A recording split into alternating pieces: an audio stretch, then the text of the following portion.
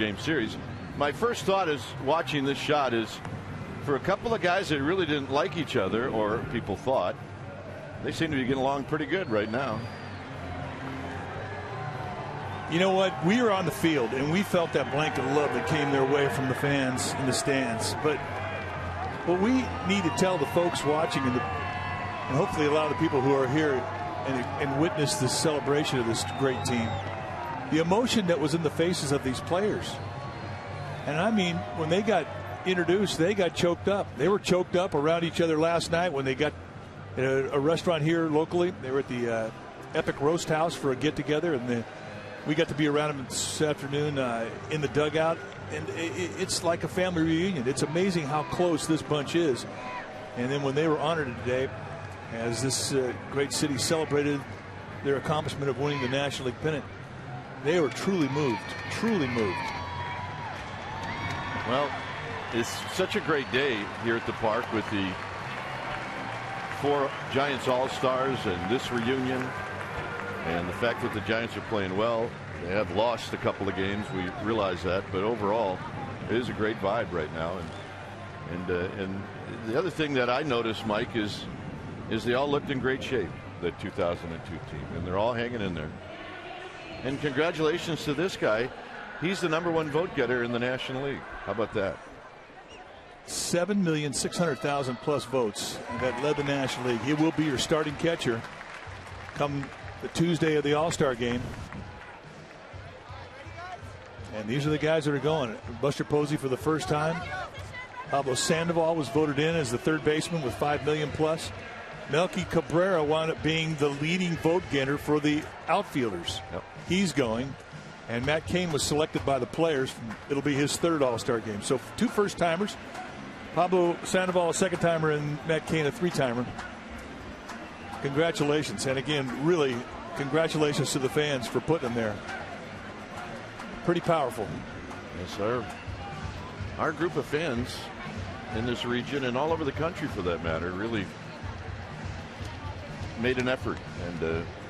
And when you turn on that game on Tuesday night, it's going to be fun. You're not going to have to wait around to see when the Giants players are going to get into the game offensively. They're going to start the game. That's pretty cool. Well, and Matt Cain has a chance to be the guy that opens it up as well. There's a couple of pitchers, obviously, who are in contention for that spot. R.A. Dickey, of course, a 12-game winner with the Mets. But Matt Cain will definitely pitch at some point, I would imagine. Our game time weather is brought to you by the Santa Cruz Beach Boardwalk. The admission-free Santa Cruz Beach Boardwalk is open daily. 62 degrees here at the yard, but feels like it's a little warmer than that. Winds at 10 miles per hour. The humidity is at 84%, and it is a bit overcast.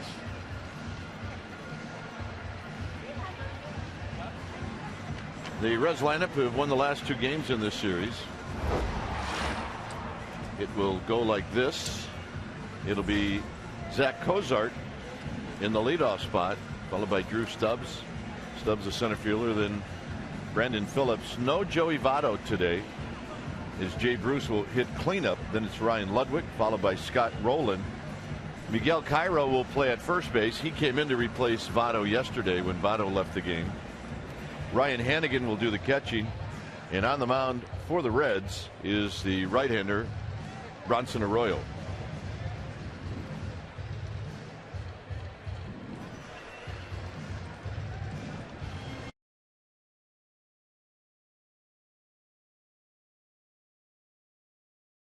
At 5-0, but then lost Friday and Saturday, both games only scoring 1 run, so they need to pick it up on the offensive end just a bit.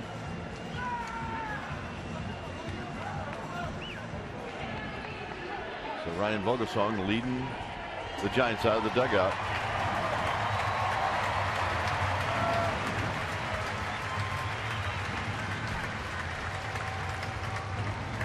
Melky Cabrera, he will start for the National League in the outfield.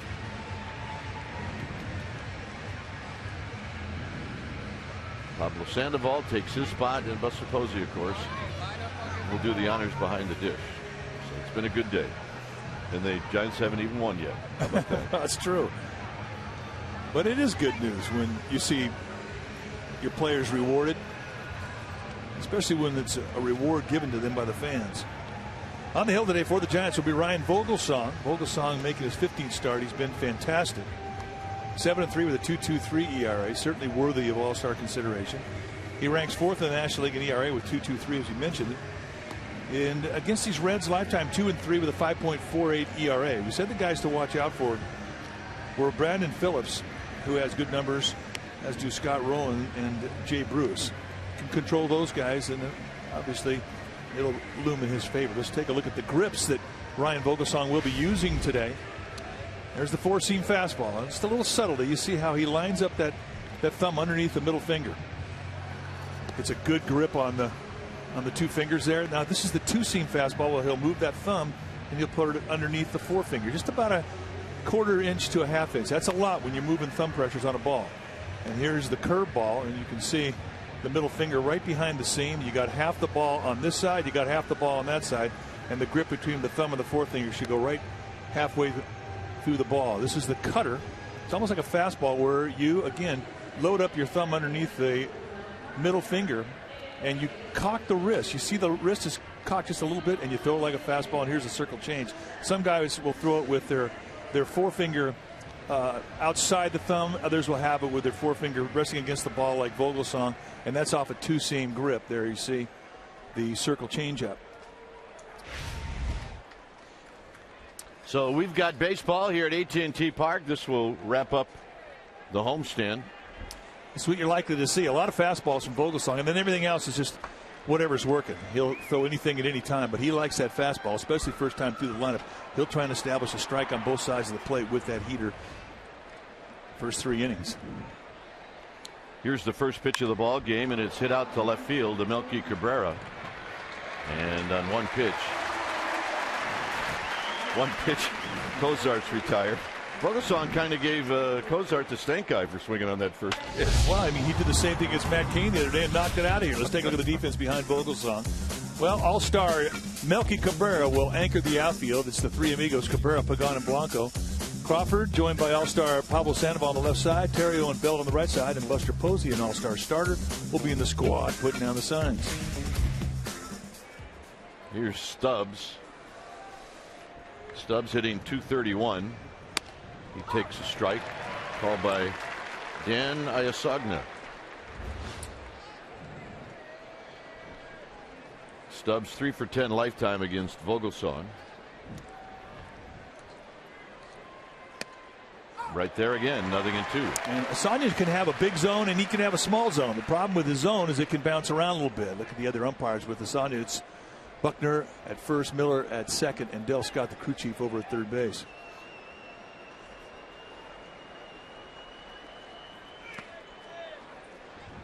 So Vogelsong with his first off-speed pitch.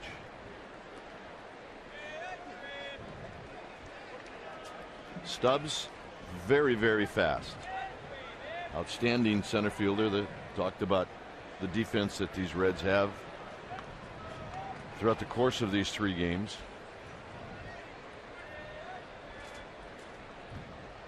And the 1-2 pitch to Stubbs. And he tried to shave the outside corner and missed. It's 2-2. That's a nice 1-2 pitch. Paralysis fastball. You just want that thing to be about 6 to 8 inches off the plate away, but you want it to be knee high. That's important. Some guys chase, some umpires call, but it definitely sets up other pitches. Now it's 3-2.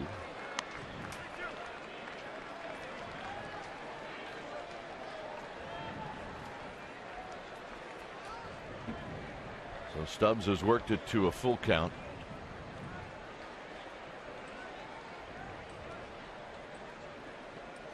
And this hit on the ground sharply to the left of Ryan Terrio. 2 outs.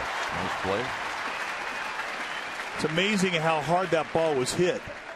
And Drew Stubbs, hitting from the right side, still got down there a step away from the bag by the time Terrio got the ball to first. Gives you an idea of how much speed Drew Stubbs has. He could fly. One of the fastest men in the game. So here's Phillips.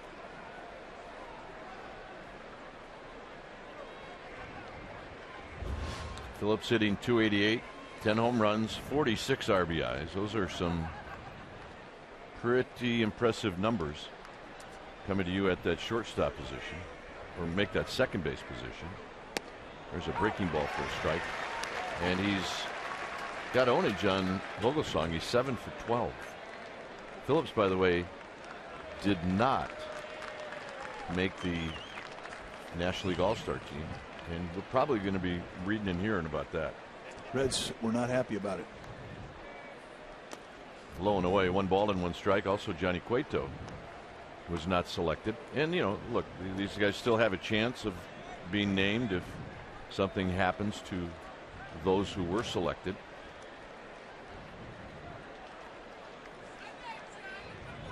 One ball and 1 strike.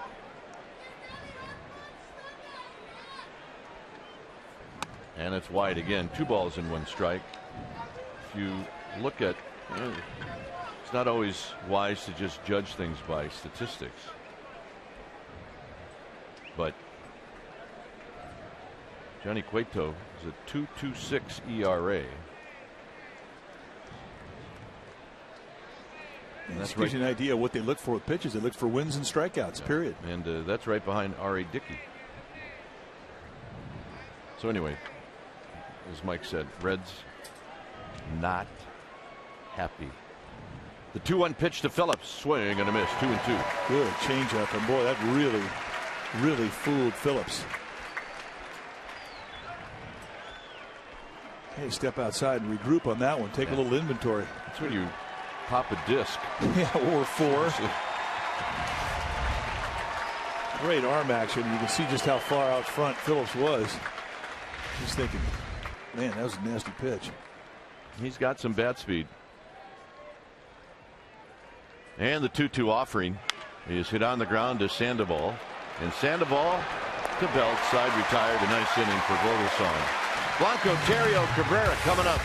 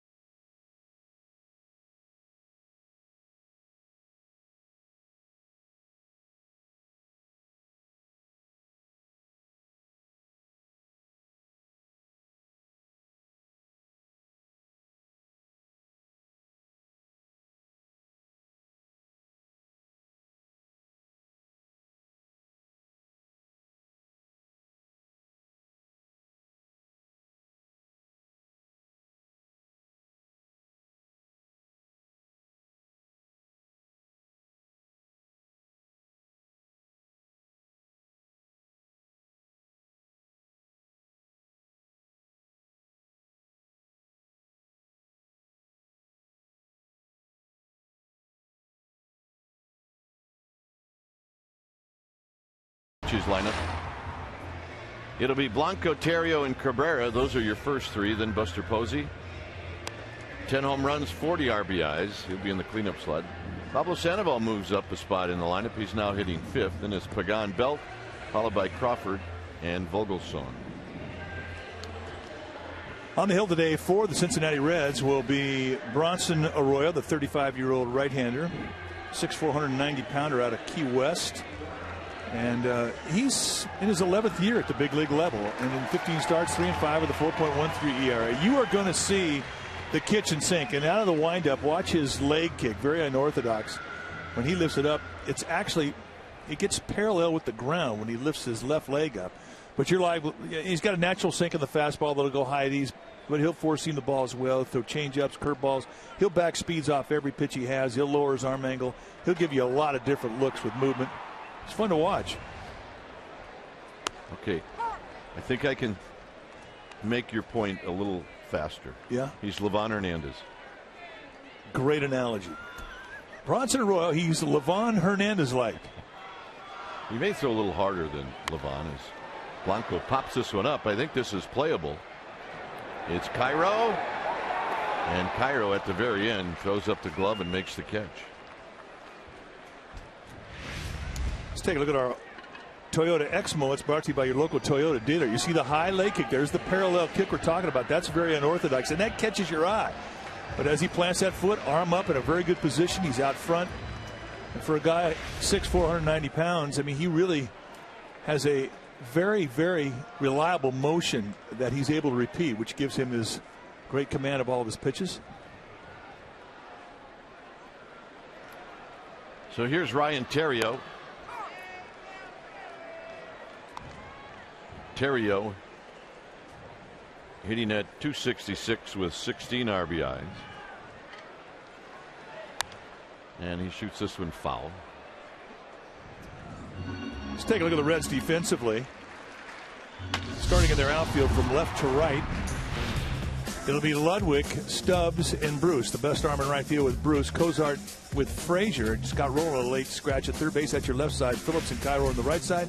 And Ryan Hannigan will be in the squad putting down the signs.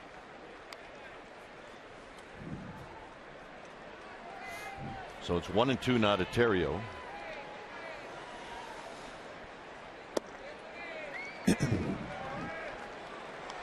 Theriot has faced Arroyo. This will be his 34th at bat against Bronson Arroyo. He's 8 for 33. And that's off the plate. Not by much. Flop change up.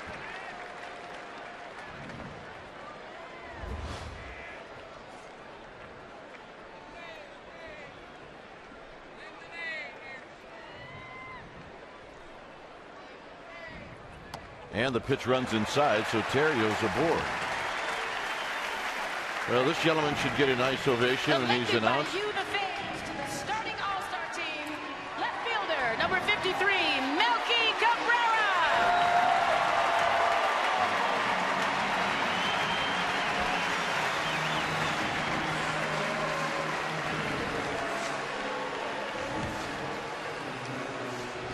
So here's Cabrera. Hitting .350, 7 home runs, 38 RBIs.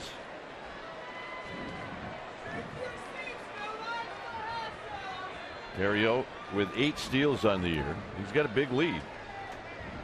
And Cabrera takes wide. 1 ball and no strikes.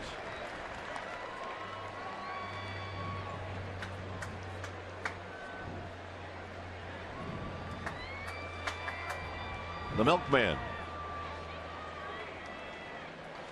waits on Bronson Arroyo, and Theriot gets chased back.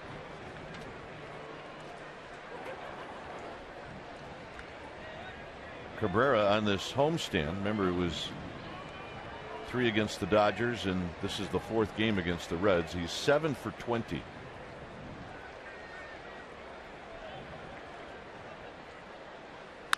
Chops this one. It'll be near the bag, and the only play will be at first. Is Cozart makes a nice play, and down to second goes Theriot. Catcher, number 28, Buster Posey.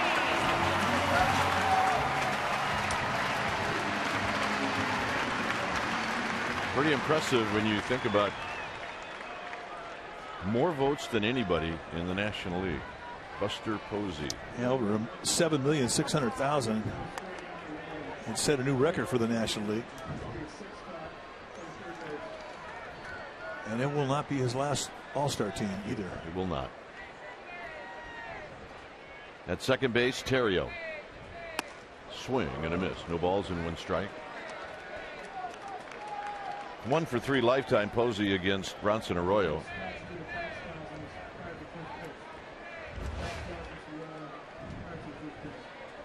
Buster Posey 5 for 16 on this homestand.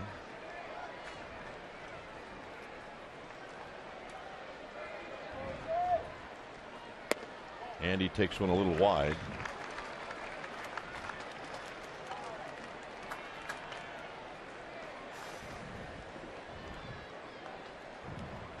Pablo Sandoval to follow. 1 ball and 1 strike. Outfield straight away and deep, as you would expect. And now Arroyo will step off. Terrio drew a walk, went to second on the ground ball hit by Melky Cabrera.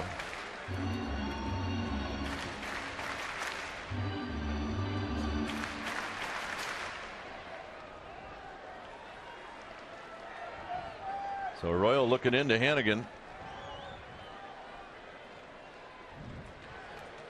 On the ground, and that's a fair ball. Frazier's long throw is in the dirt, and they make the play to end the inning. So that's what you get when you play the Reds. They play great defense.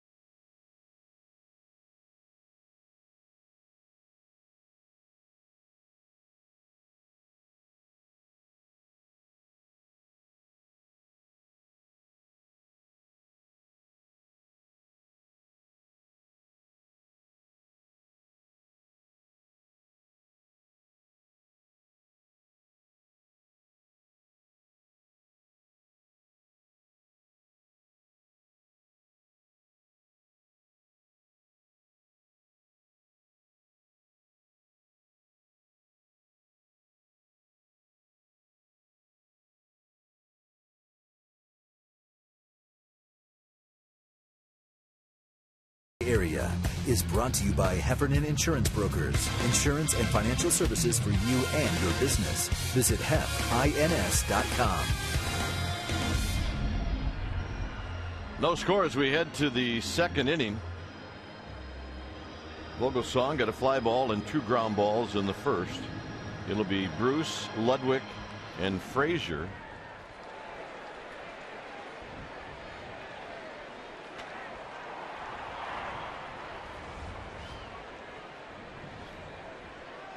So here's Jay Bruce, who's had a good series as he takes a strike.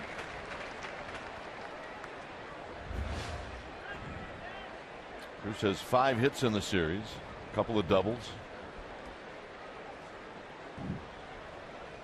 And he takes a strike.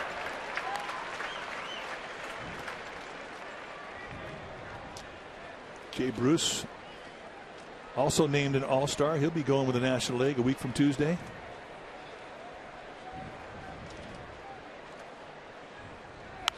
And he lifts this one foul. Reds will have 2 representatives, Jay Bruce and Joey Votto.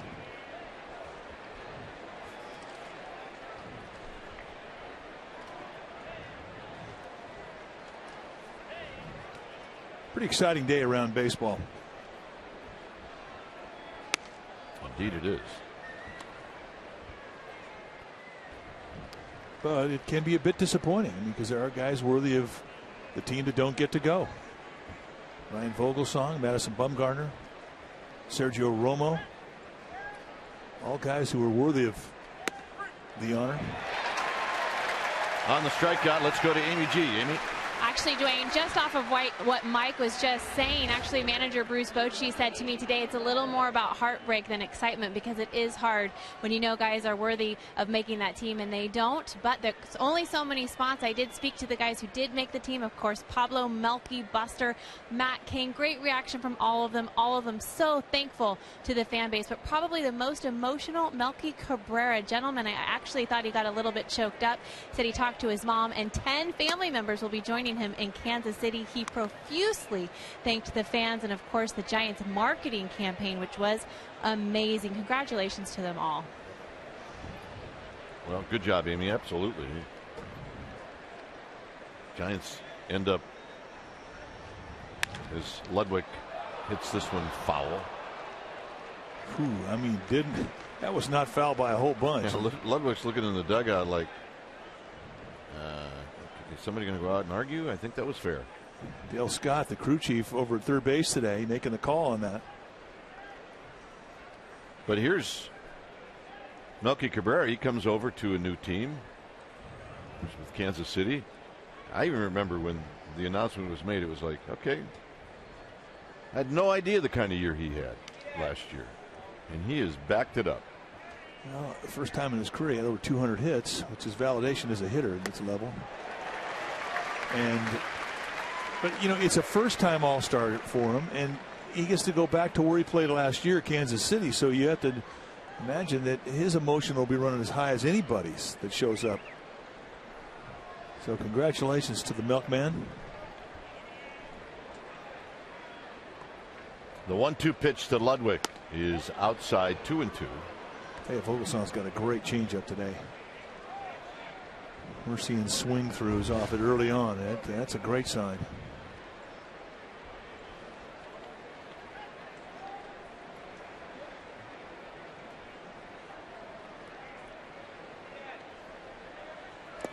Down low, 3-2.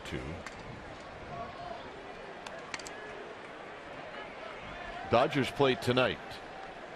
They will be hosting the New York Mets.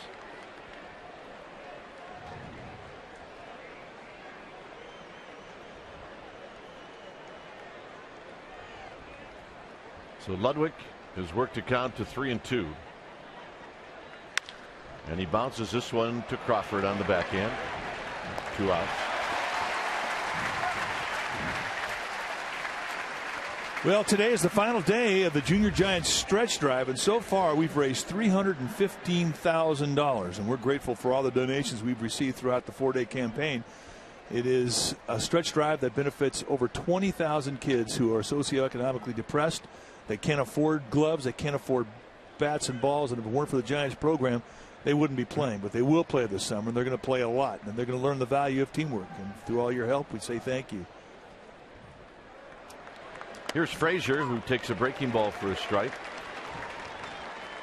Frazier hitting .260, 7 home runs, 22 driven in.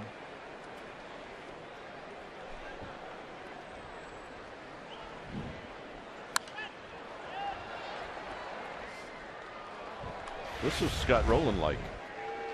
Scott Rowland, exactly. Frazier is a player that can do a lot of things for you. This is an extra base hit. He just absolutely takes away from Buster Posey. And not only does he stop it from going the outfield, gets up and throws a one-hop strike right over to Miguel Cairo to kill the inning. And he takes the fastball high. Game 4 of this 4-game series. Giants won the first one, the Reds won the next 2.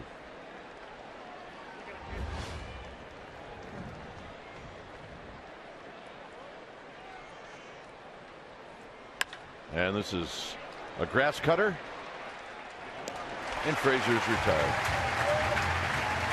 6 up, 6 down. It'll be the All-Star Pablo Sandoval, the starter, coming up.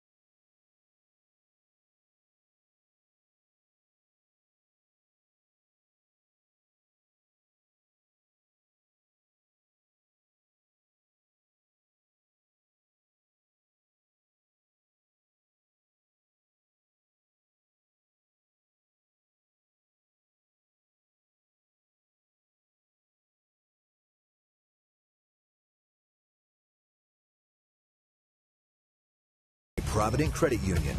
Provident Credit Union Super Reward Checking is better than free. They pay you.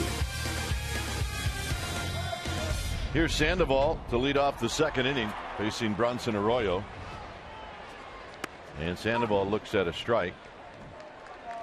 On this homestand, 7 for 20 with a big fly, 6 RBIs.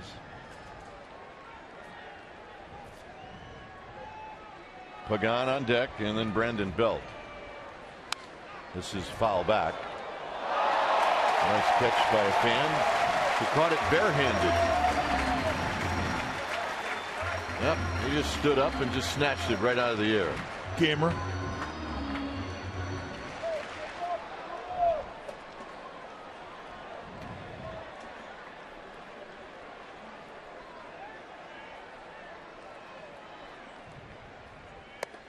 Very high. That's where Hannigan wanted it.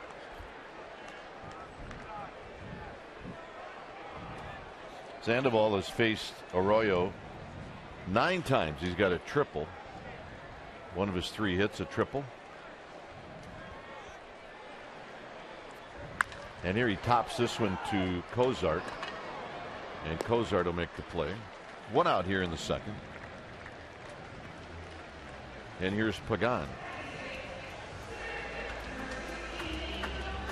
The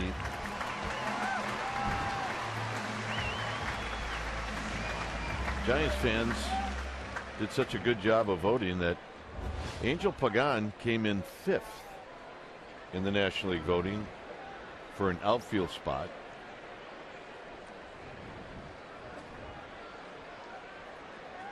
There's a breaking ball high. Well, it was amazing. A couple days ago, Melky Cabrera was in 4th place in the voting, behind Beltran, Ryan Braun, and Matt Kemp, and he winds up becoming the leading vote getter of the outfielders by a million votes. I mean, that's pretty amazing. By a million votes. So it's 2-0 to Pagan with Belt on deck. And that breaking ball stays high again, 3-0. You know what it says? It says a lot to the power of Brian Wilson. Yeah, that's right. He came in the booth and did a sales pitch. Cost Lincecum a shin burner, but and a 4-pitch walk. It did cost him a shin burner, but you know what? It just gives you an idea of how powerful Brian Wilson is. Here's Belt. Belt came in as a pinch hitter yesterday and tripled off of Matt Latos. I was saying something. That was only the 2nd hit, and it came with 1 out in the 9th inning.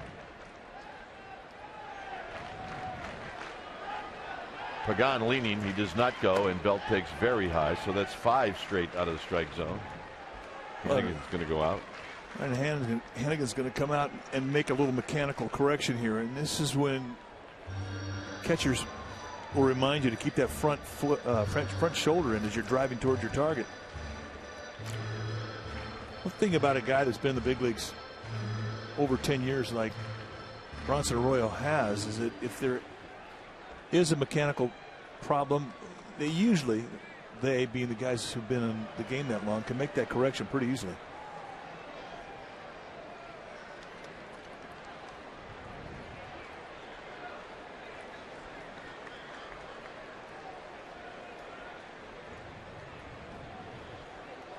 Pagan with his lead. Cairo holding him tight. It's 1-0 to Belt.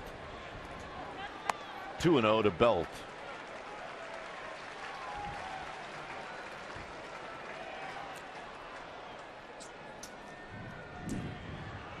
Belt hitting .257. 4 home runs, 29 RBIs.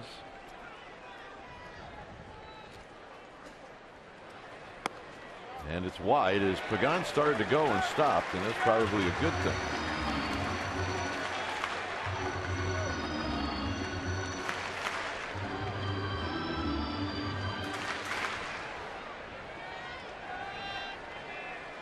So 3 balls and no strikes, and 7 straight pitches out of the strike zone. And he He spins one in there for a strike. I mean, does that give you an idea? All you need to know about Bronson Arroyo is what he just did there on the 3-0 pitch. 3-0, he drops down the throwing angle and he throws a little soft slider in the strike zone and gets the first strike. Unbelievable. I don't think I've ever seen that. Pagan goes. There's a half-hearty swing by Belt, and it's 3-2. Well, yesterday, Brandon Belt stepped into the batter's box in the 9th inning with his pant legs pulled down and does this against Matt Latos. Nobody could really figure anybody out. And what he finds is a way to find the gap out in right center, and he hits himself a stand-up triple. So it's 3-2. We'll see Pagan go again. He goes, and Belt fouls it out of play. 88 mile an hour fastball. Shouldn't be that hard to say. And the thing about his 88 mile an hour fastball is after you're looking at 59 mile an hour floater curveballs, 88 seems like 103. And on that fastball, Brandon Belt was late.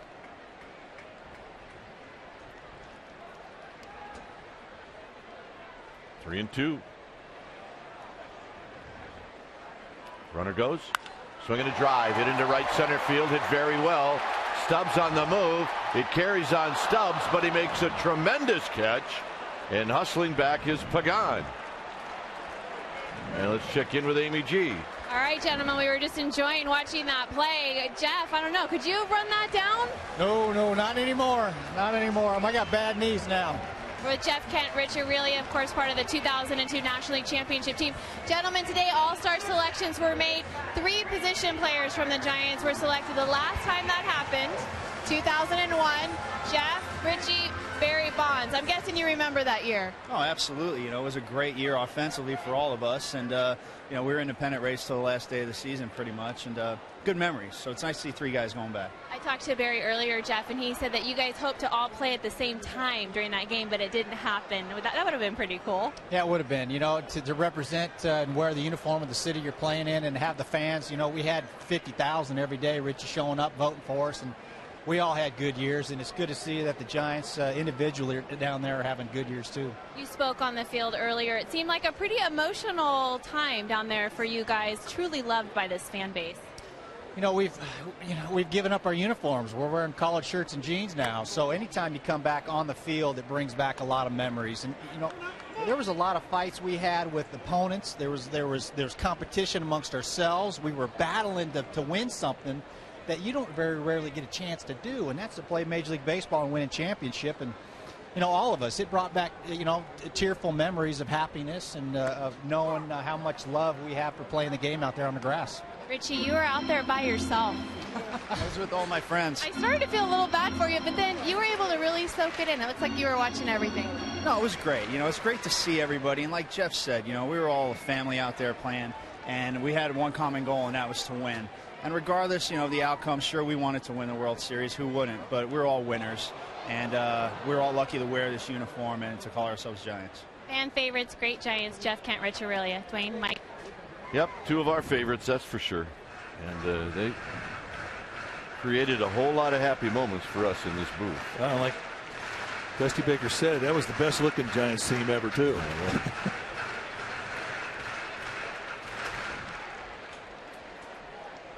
It's 1-1 to Brandon Crawford.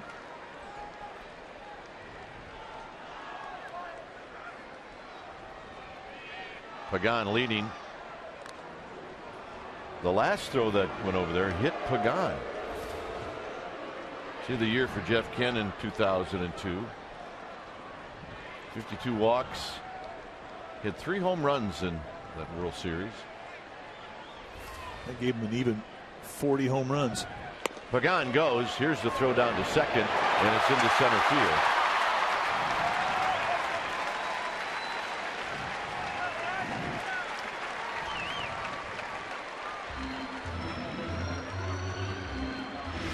That's the steal number 15 for Pagan. Yeah, the stolen base has really become a signature of this ball club. And they steal them easy. Now you're talking about, pretty good job there by Bronson Arroyo to hold him on, and Ryan Hannigan's a good thrower. And despite all that, they still make it easy. Pagan, great jump. 1-2 to Crawford. And Crawford takes one in tight.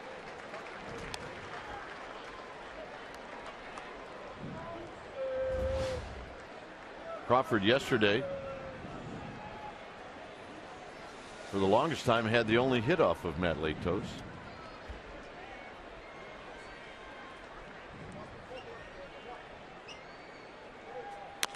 Crawford rolls this one, and it'll be flipped over to first to end the inning.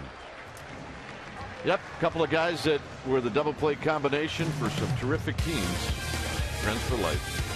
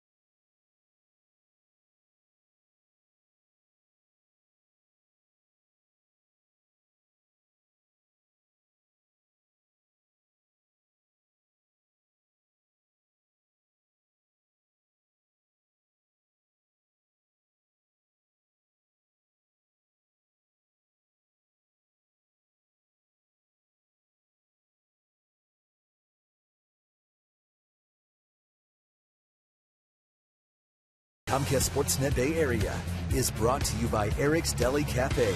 Only when the salty and sweet are perfectly balanced is harmony achieved. Sandwiches and more with character. A 0-0 ball game as we head to the third inning. Ryan Vogelsong with a fly ball, a strikeout, and 4 ground balls.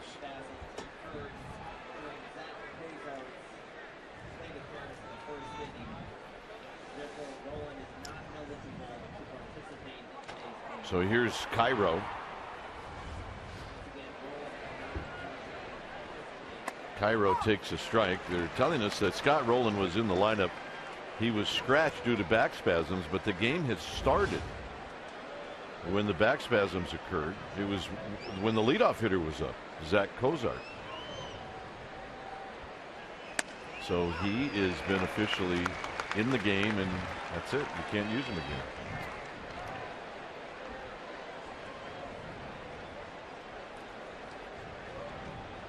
Oh, and 2 to Cairo, hitting 140.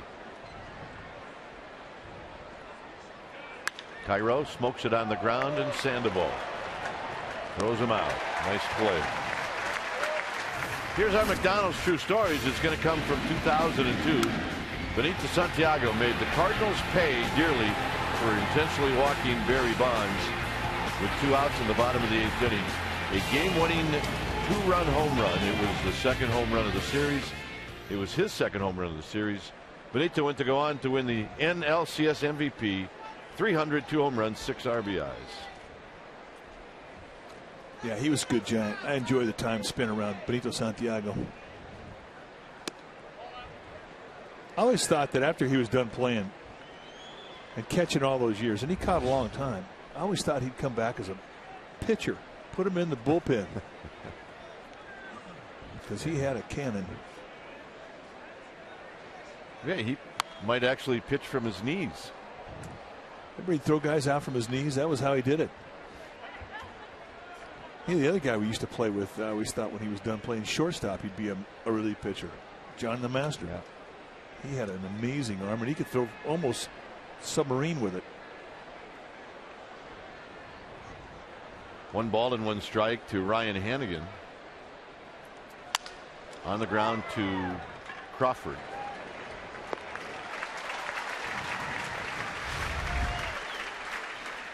Benito Santiago's 2002 season hit .278 with 16 big flies, 74 RBIs. He was a National League All-Star.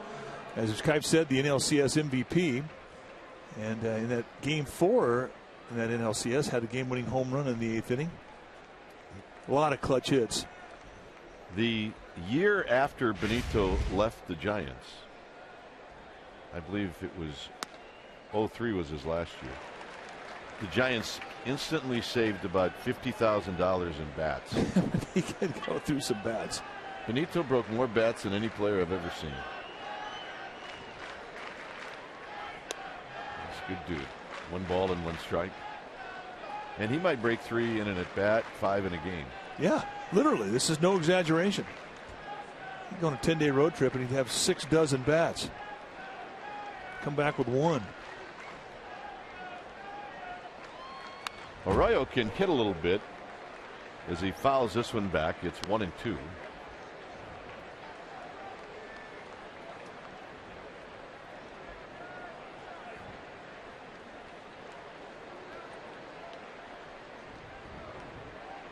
On deck is Zach Kozarch at Arroyo reach, and that's a little low. 2-2.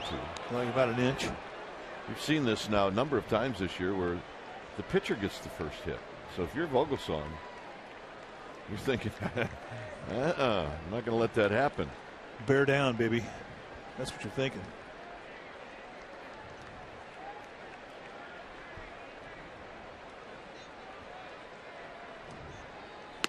And that'll end the inning. For the Giants, Vogelsong will lead things off. Benito, you're the man.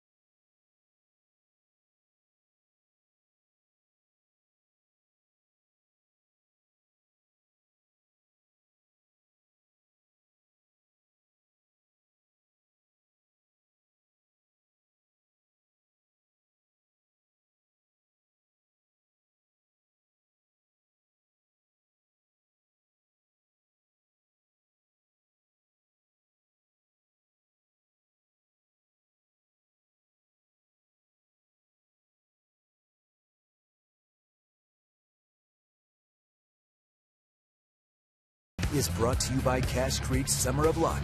$500 cash every hour from 2 p.m. till midnight. Visit cashcreek.com for details. Well, thanks to a couple of fine defensive plays by the Reds, has kept this to a 0-0 ball game. It's out in Treasure Island. This gentleman's going to make sure that he is in the shade, baby. We should do a number of luncheons from that building. Comcast lunches, as a matter of fact, where they would give us like a free jacket afterward. Remember? Yeah. I think I still have a few of them. Like 10. Actually see some of them walking around the ballpark. Swing and a miss, nothing in 2. Well, it's funny because you get 10 years at Jackets and then they change logos. Yeah. Like, okay, what do you do with these? You give them to the folks around the park. 0-2 pitch to Vogelsong. And Vogelsong is a 3-pitch and see you later. All right, let's check in with Amy G. All right, I've got one of your favorites, Dwayne and Mike. It's Woody, the winningest left-handed pitcher in San Francisco Giants history. What's it like to be back with this group from 2002? It's great. It's great to relive all the memories, and it feels like we just left. I mean, that's how good this group was together. You can be away for 10 years, but when we all get back here in the stands, it feels like I just saw them yesterday, and I think that's what makes everything so special and why it was such a great team. I guess proof that you guys really didn't just leave, and 10 years has passed, is how big the kids are. What was your biggest surprise? Huge kids. I mean, everything is big, but when I saw Darren the other day, the first day he came in with Dusty, I didn't even recognize him. He was standing there, and I was talking to Bake, and I didn't even know that was Darren until he introduced me back to him. So I think he was one of the big ones that shocked me how tall and just filled out he got. Manly. Dwayne and Mike are always bragging during the broadcast that you text them and stuff. Is that true? Tell the truth. I do text them all the time, and they always answer back very fast and they talk about you and thorough. And I listen to it, make sure they don't say too many bad things. But they did tell me that was the only way they thought I listened, and text them if they said bad things. So you can't say a few good things. And you'll never be forgotten that way. That's good. No, I love listening to them. They're the best in the business, and it's fun to sit at home in the shed and listen to them. Well, the San Francisco Giants proved today you will never be forgotten. Anything you want to say to those fans? Oh, they are great. The best fans in baseball, and like I said, out on the field, I know they'll keep Giants baseball going strong for years to come. All right, part of the golden era, quote from President Larry Baer. The 2002 NL Championship team reunited. Gentlemen? All right, Blanco bounces this one to Phillips. And just to play this straight with Woody. Compliments are great, but Zito's still a better hitter than he is. Yeah, I agree 100%. There's your 5 starters. And it's funny is you almost forget about Ryan Jensen going 13-8.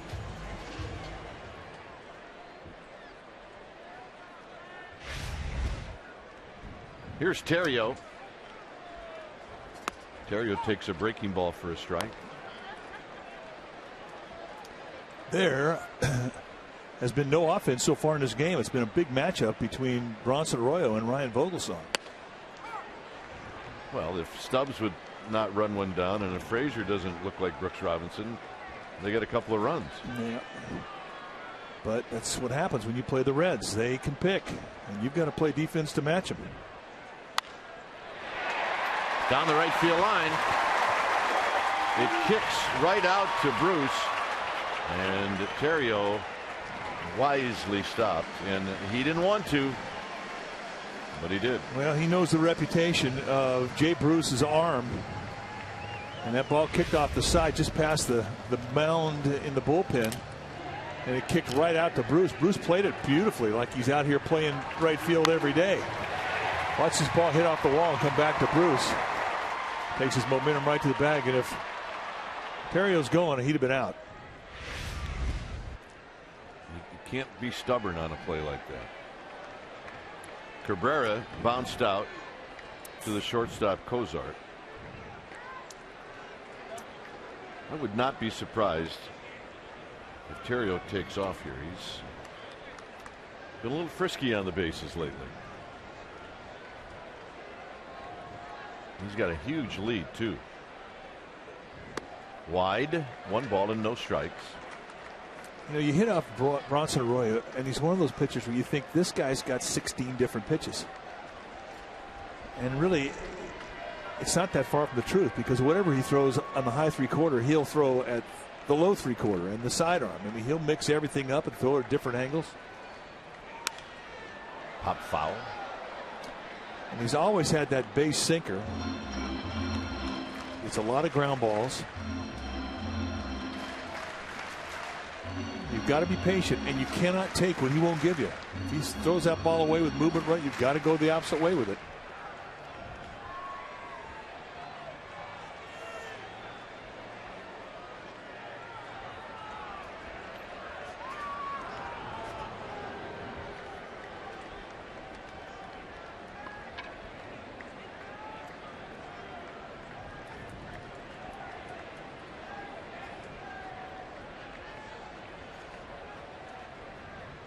Terrio with a good lead.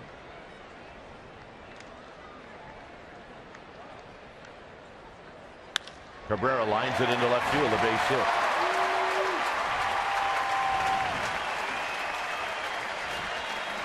Well, again, today is the final day of the Junior Giants Stretch Drive. The Stretch Drive will help the Giants Community Fund continue to provide a free baseball program for 20,000 boys and girls in underserved neighborhoods. The fan support for this special fundraising drive has been amazing, and we're grateful to Giants sponsors, vendors, players, owners, and front office staff who have stepped up to contribute. You can still join our efforts. Make a donation online at jrgiants.org. Again, that's jrgiants.org. Here's Buster Posey. Posey hit a ball down the line. Looked like it was going to be a double, but Frazier made a great play. Here he takes one right down the pipe, and it's 0-1. Giants trying to muster up a little two-out thunder. Yeah, they have not led in this series since Thursday.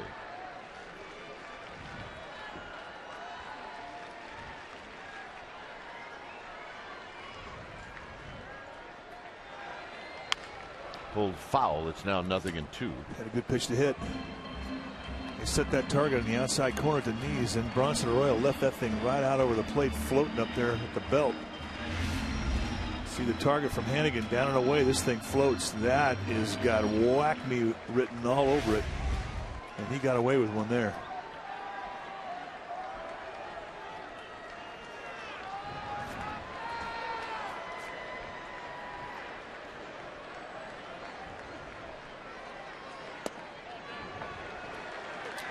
Well, that's right, where Hannigan wanted Arroyo to throw it, so it ended up being a pretty good pitch, but not a strike. It's 1-2.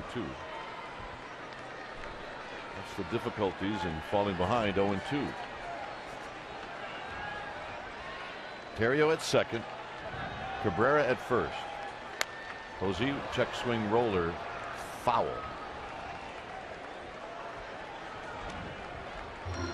Posey's going to take a little bit of a walk.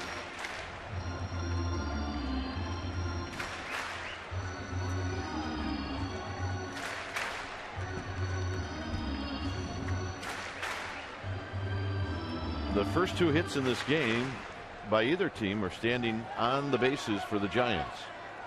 Terrio at second, Cabrera at first.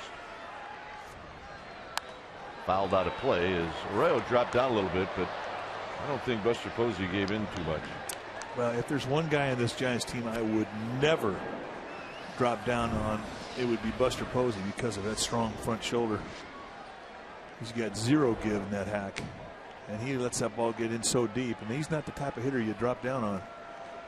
So that's what you're betting on. When you drop down as a right-handed pitcher to a right-handed hitter, you want him to give a bit. And again, Posey fights it off. You want him to buckle just a little bit, and that buys you more room in that outside corner.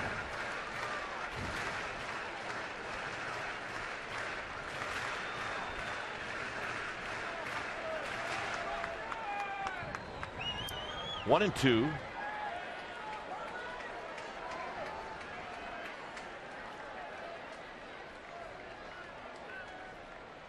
And Arroyo will spin around and chase Terrio back.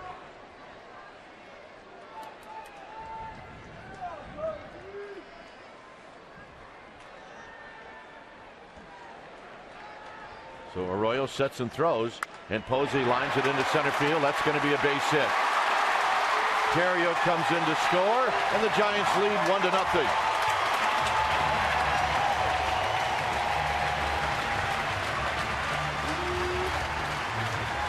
Now, case in point, Bronson Arroyo tried to drop down again, and this is not a bad location pitch. It's off the plate away, but when you're a strong shouldered hitter, you get coverage. You get coverage off the plate away, and he takes advantage of it. And goes right back up the middle and gets himself an RBI. The Giants lead for the first time in 3 days.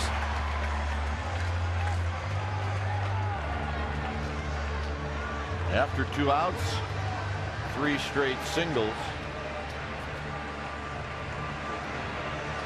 And here's Sandoval, who bounced out in the second inning.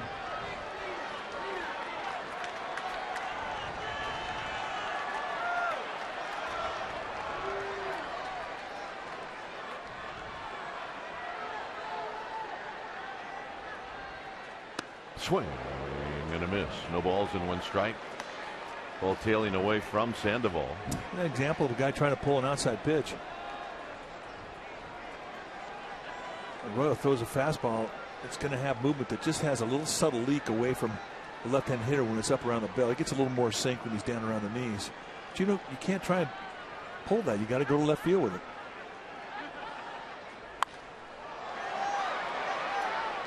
This one may be playable, and it may be a tough play. And Frazier's going to hang in there and make the catch. Giants on the board. A run on 3 hits. We'll head to the 4th. 1-0 San Francisco.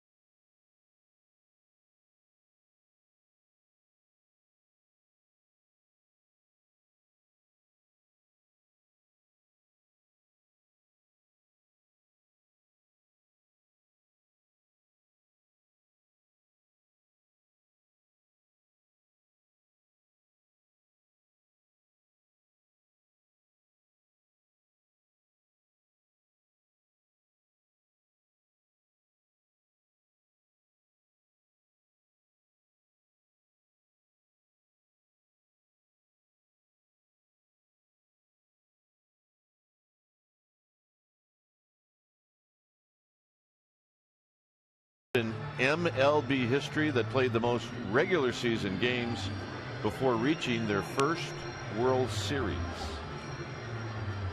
All right, let you chew on that one. Here at AT&T Park, a 1-0 lead for the Giants. First time around for Ryan Vogelsong. 9 up, 9 down, and now it'll be Zach Cozart. There's Chad Zerbe. You stand right between the numbers, dude. Chad Zerbe won a game in that World Series. The Giants won 3 games in that series. He won one of them. There you go. Here's Cozart. Saw 1 pitch and hit a fly ball to left field.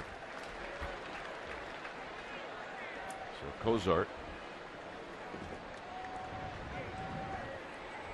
You didn't swing at too many first pitches. I did very early in my career. I was a dead first ball fastball hitter. And then when I started to play a little bit more, all of a sudden you're making too many outs on the first pitch. Yeah. So then you start working the count a little bit. But I did like the first pitch. Well, when we played together, it was towards the end of your career, and it just seemed like you never did. No, I never did. Especially in a pinch hit rule. Yeah, and I never swung it. I always took a strike when I was pinch hitting. Unless, Frank put me up there to hit a bomb, then I might lengthen it out a little bit. Well, as well you should. I'm trying to remember, though, when that happened. Fouled off of Cozart's leg. It's 2-2.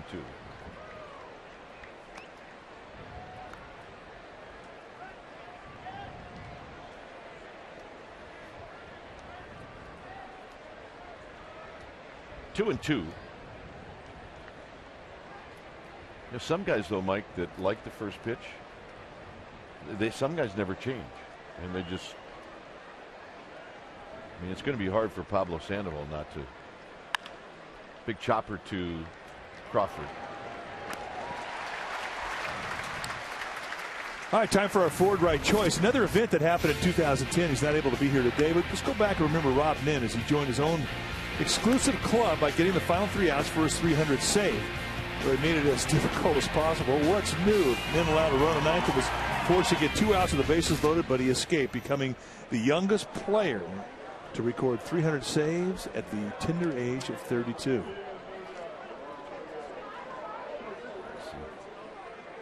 JT Snow. Rob Nin, Mark Gardner was telling us that when he goes on vacation, he's like the traveling Melendez. He's like 20 people that Rob Nin put together this vacation. He did it a year and a half ago. It just so happened to fall on this date. So as much as he would have loved to have been here, it was almost impossible. He told us that when we were down in Anaheim, and he was really upset that he wasn't going to be able to be here. I think they're in the Cayman Islands. 2-1 now to Drew Stubbs.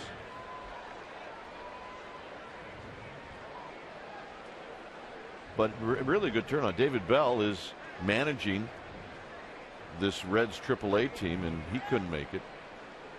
I think Aaron Foltz is a minor league coach somewhere too. There's a strike. It's 2-2. So Shinjo would have been great if he could have been here. It's not like he lives in Sacramento.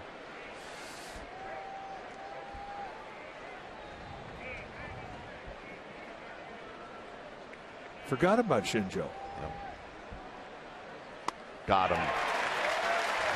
Well, he got a little bit of a break on that second strike with a curveball. Then he blows him away in the outside corner with a nice fastball. Let's take a look at the 2002 year of Rob Nin. 6-2, had 43 saves at a 2.20 ERA, an All-Star, and in 9 games, 9 strikeouts, 7 saves, and retired after missing the next 2 seasons. He literally gave his shoulder up for that 2002 chance to win a World Championship, blew it completely apart, and was never able to pitch again.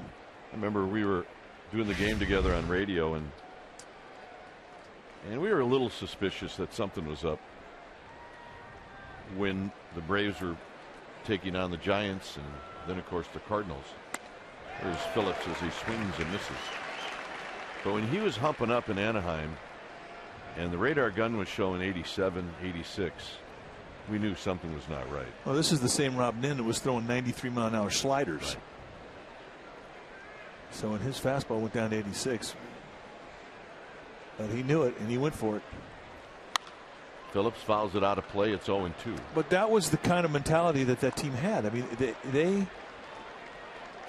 they played for each other. Well, and plus they figured they would get it done with what they had. And if it meant an 86-mile-an-hour fastball, then well, we'll figure it out. It turned out it did catch up to him towards the end of Game 6. 0-2 to Phillips.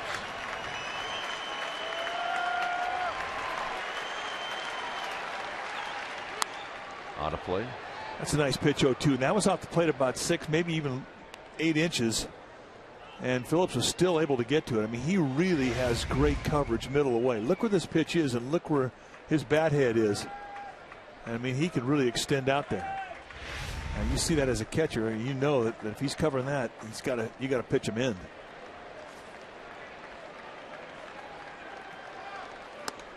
One and two. Tried to elevate. One thing I like about Vogelsong is when he pitches in, I mean, he'll get it in there. So good at being able to establish both sides of the plate with the fastball. And there aren't a lot of guys that can consistently do that. That hit the bat? Nope. Well, there goes a chance for a perfect game. And Buster Posey and Ryan Vogelsong are arguing with Dan Asagna, the plate umpire. Here comes Bruce Bochy.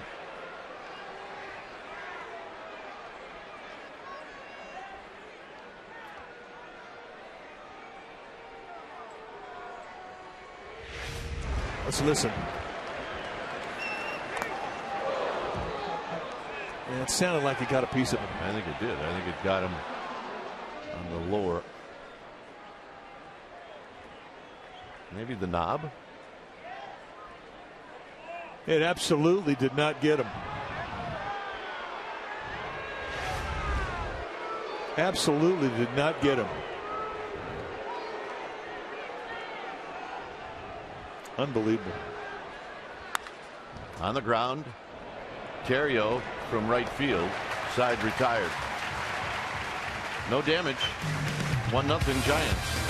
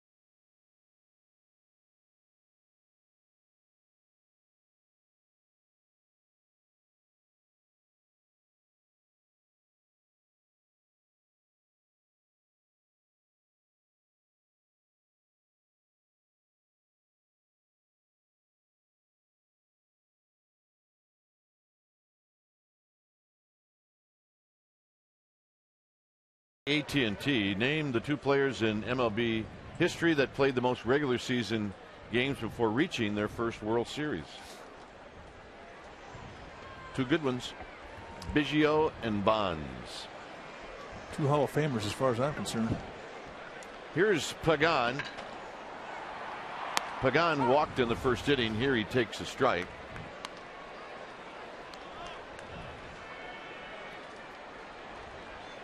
See his numbers: 5 home runs, 30 RBIs. Belt to follow. And a quick 0-2 to Pagan.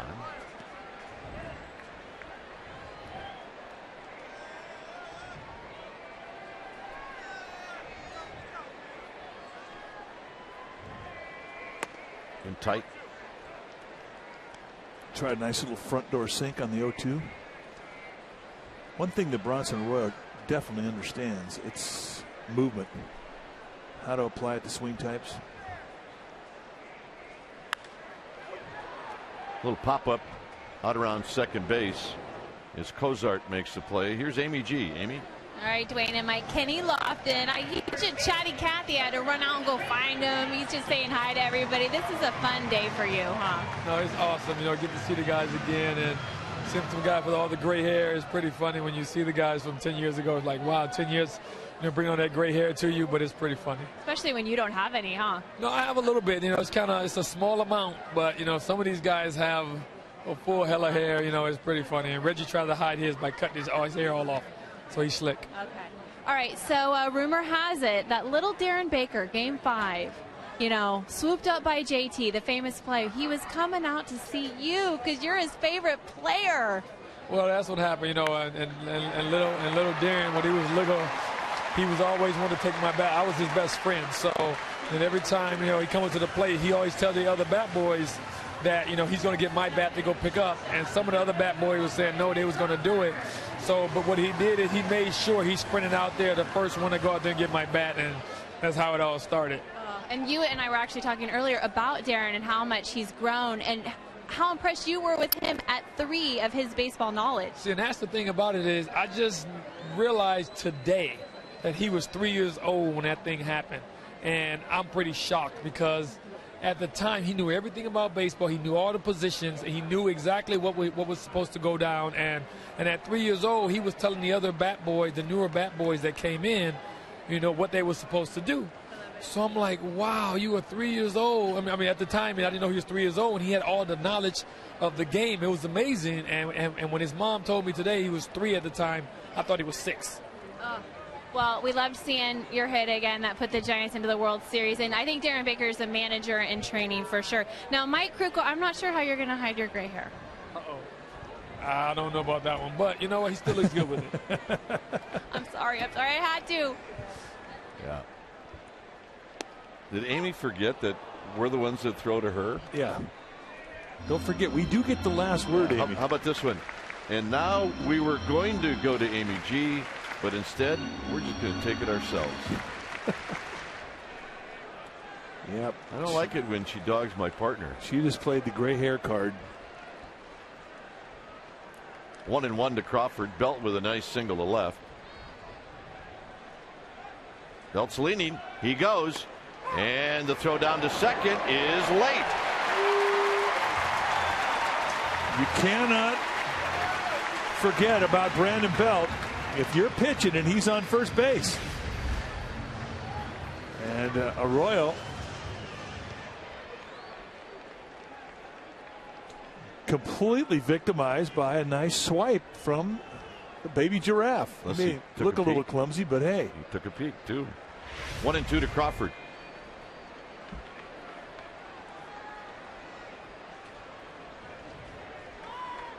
There's a pickoff play. You know, yesterday, Belt in that pinch hit appearance had the pant legs pulled all the way down. Yep. I wonder if he did not think he was going to get in the game yesterday. Well, he had to change his luck. But they're pulled up again.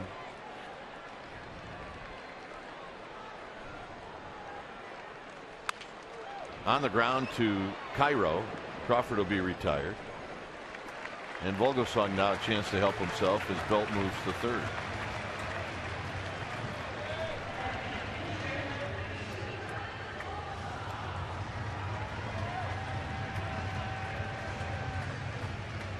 Giants as a team now 64 stolen bases.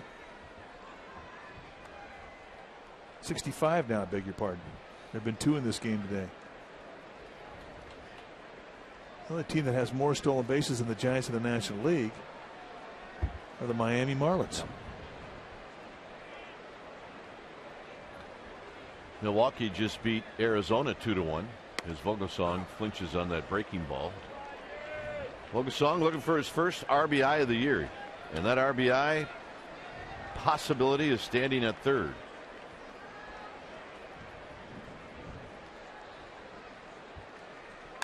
Foul back, and he had a pitch to hit. It's 0-2.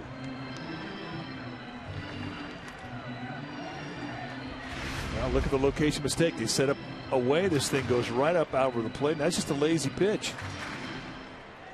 That's a pitch you might not necessarily make to a guy who's in the middle of the lineup, but you will take it off against the pitcher.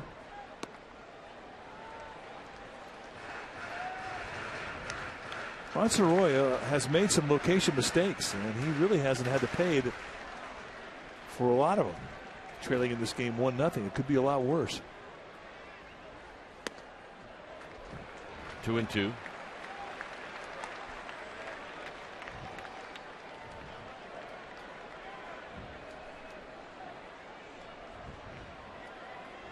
Belt at third, 2 outs.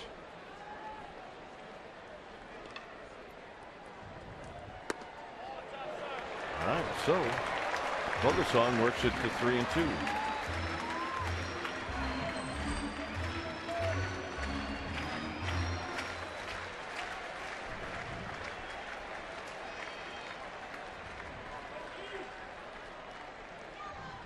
Breaking ball hit out to Ludwig, who broke back, now in, and that'll end the inning. Giants strand 1. We'll head to the 5th. 1-0 San Francisco.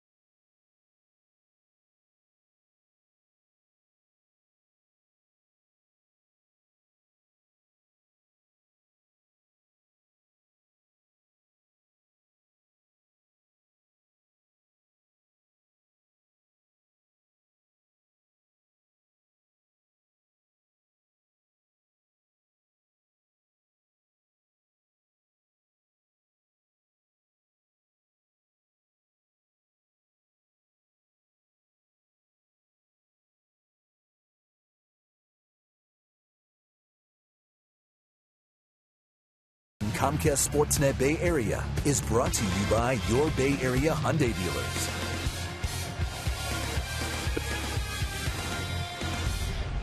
Well, the Houston Astros are back in town to kick off the second half of the season. That's July 13th through the 15th, right after the All-Star break. And Friday the 13th, post-game fireworks will be presented by Hanwha Solar. Saturday's July 14th game is a 6:05 start, and it's Matt Cain T-shirt night presented by Vasca Laundry Detergent. The first 20,000 fans will get those T-shirts. And then Sunday, July 15th, it's a 1:05 start time, and the first 25,000 fans will receive a Madison Bumgarner bobblehead presented by PG&E. So go to sfgiants.com and get out here. We are having way too much fun.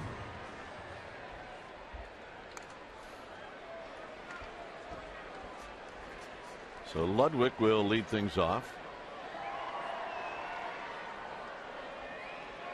Ludwig bounced out to Crawford.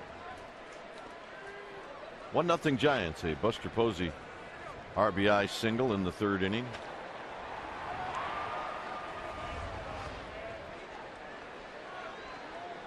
And Ludwig looks at a strike. Ludwig, Frazier, Cairo facing Ryan Vogelsong.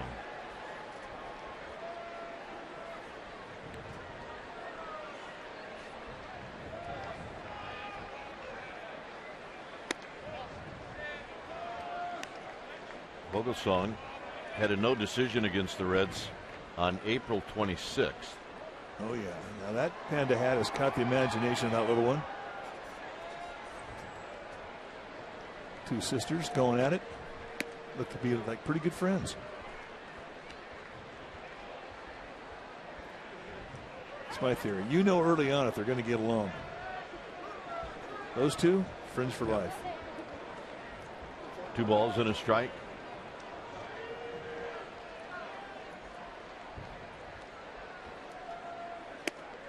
Three and one. The only base runner for the Reds. Phillips was hit by a pitch.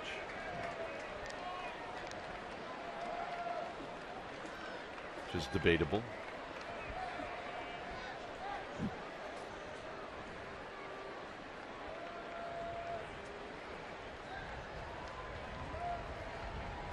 Swing and a miss.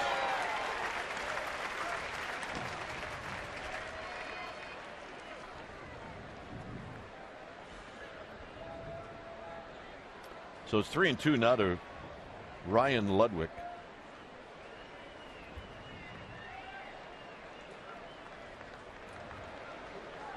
Vogelsong and the payoff pitch. Hit out into right field. That'll be the first hit of the game for the Reds. Well, inside the clubhouse, Will the Thrill. He's Will Clark, and today, part one of the Inside the Clubhouse Will the Thrill debuts on Comcast Sportsnet Bay Area at 4:30, right after Giants post-game live. This is a 3-part series in its show. SFG Productions goes behind the scenes with Will in his home state of Louisiana. So that's today at 4:30, or after Giants post-game live. Frazier bounces this one foul.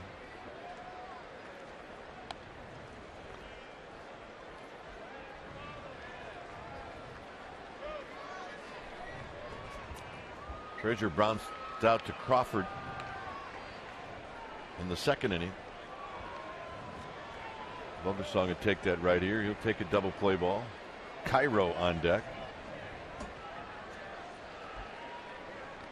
Ludwig, when it comes to the stolen base department, Ludwig has not been caught, and he doesn't have one that's been successful.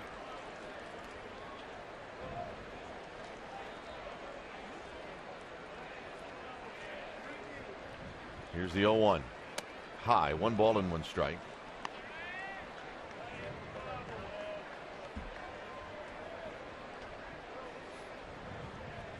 Vogelsong with 62 pitches.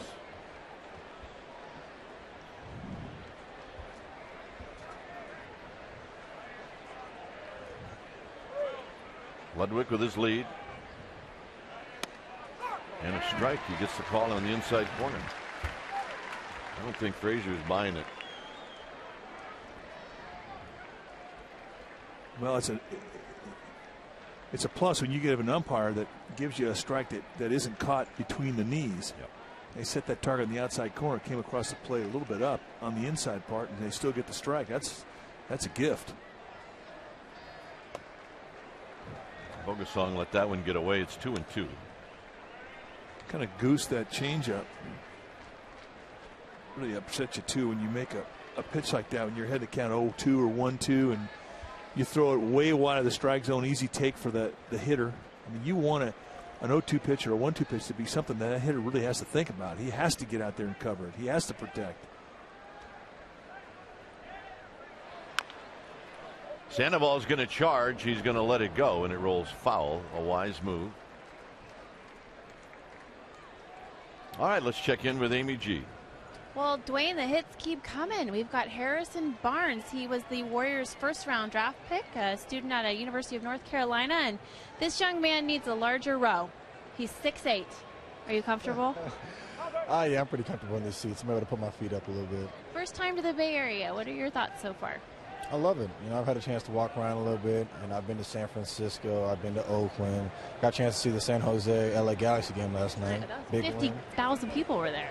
Yeah, big win for San Jose, and now I'm at the Giants game, so I'm just trying to get used to the culture. All right, so give us a scouting report about yourself. You're a small forward, but what do you think you can do for the Warriors? How can you help? Well, you know, I'm just trying to add, versatility. You know, obviously I can shoot the. Oh, he almost got his first foul ball too. Obviously I can shoot the ball, but I'm just trying to, add on defense and, add to the toughness of the team. All right, we really look forward to watching you. Good luck to you. Harrison Barnes, guys, first-round draft pick for the Golden State Warriors. Thanks, Amy. You're going to hear a lot about this kid. And according to what we read, the Warriors absolutely thrilled that he was available. This is fouled out of play. A lot of people thought that he would be gone before the Warriors had their 7th pick. Plus, he looks good in a tie. A little sweater vest. Yeah, how many guys can pull it off wearing a tie to a ball game? We can't. We've been trying for years. Yeah, I know. And plus, he's got a good knot. Yeah. Well, best of luck to you, Mr. Barnes.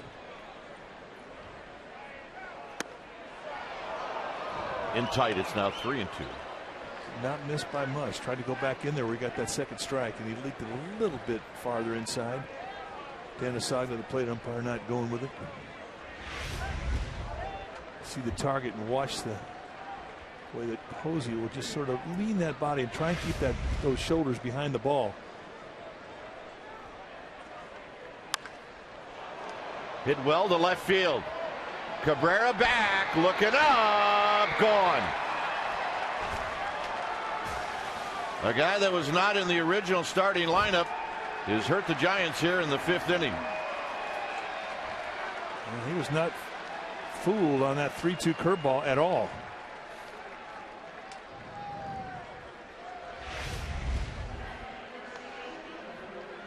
Break a ball just sort of hangs up their middle end, and Frazier, who's got pretty good power, this is home run number 8. I mean, he's not fooled whatsoever. Gets a lot of back leg in the swing and catches it with backspin. And all Melky Cabrera can do is watch. So here's Cairo.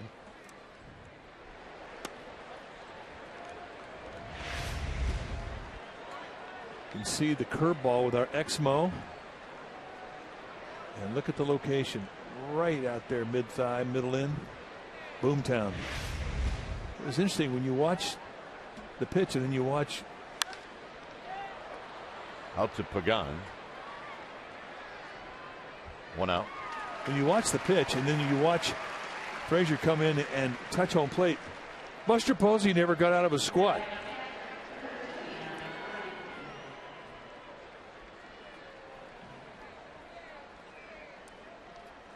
And Buster Posey was in the squat giving the sign, then the ball was hit out of the ballpark. Next thing you see is Frazier running around the bags. He hits home plate, and Buster Posey never got up.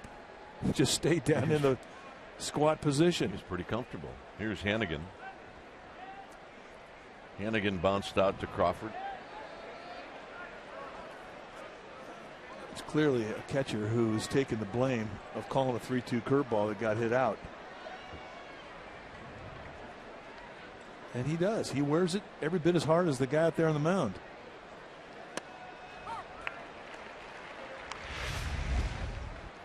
Well, here comes Frazier coming in to touch home plate. And look at Buster Posey. Never moved. I don't think you see that very often. Not very often. 0-1 to Hannigan.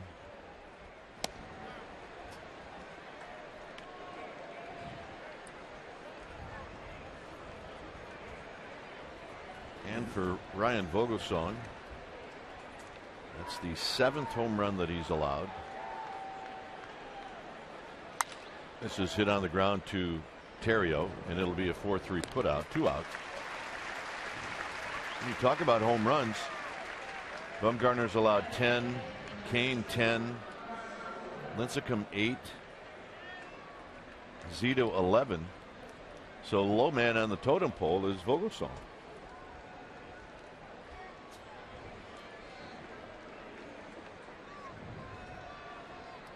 Here's Arroyo, who struck out in the 3rd as he waves at a pitch in the dirt. Take a swing like that, and you think to yourself, do you think anybody saw that? Just a few. Not a bad hitter. Right down there at the knees, it's 0-2.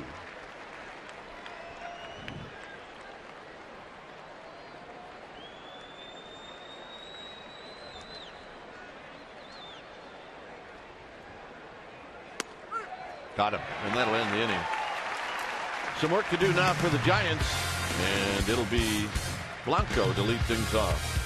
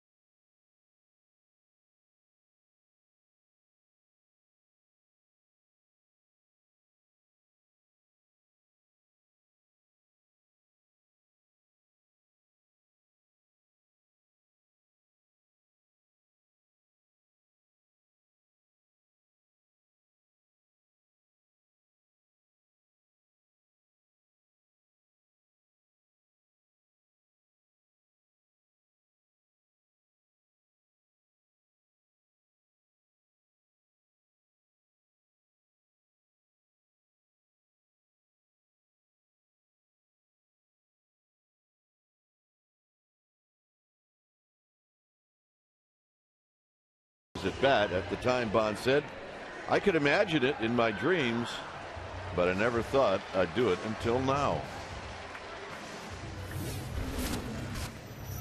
Well, he has some amazing moments in that series. And that stayed hit for a long time. Yeah, he had a bunch of them that were quite deep. Had a good trot, too. Here's Blanco to lead things off. Giants now trail in this game as Blanco takes the pitch inside. Once Frazier's ball left the park, Bond's got his game face on.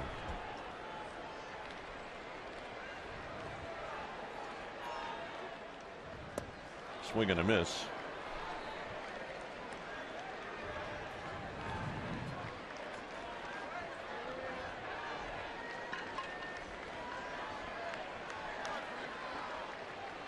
Just a lot of off-speed stuff, a lot of different movement, a lot of different angles. Nothing ever really looks like it comes at you twice in a row off of Bronson Arroyo. And he just missed with that front door sinker. Blanco's 2 for 13 in this series, and the Giants need him to start getting on base.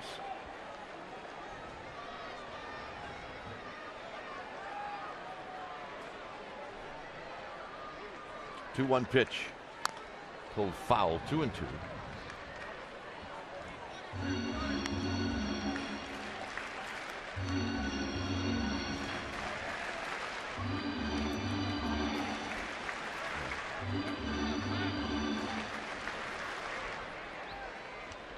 Two and two.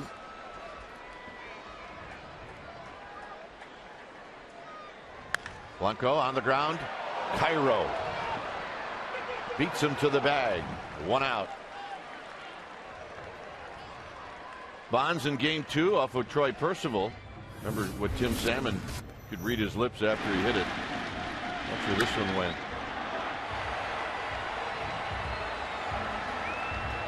It went way up. And Salmon, who was a lifer angel, he read his lips and said, that's the farthest one I've ever seen hit. And he saw a bunch of them get hit there. So again, another fine play by the Reds defense. And here's Terrio. It's 3 plays defensively. 2 have kept the Giants off the board, and this one keeps Blanco from either being on second or third.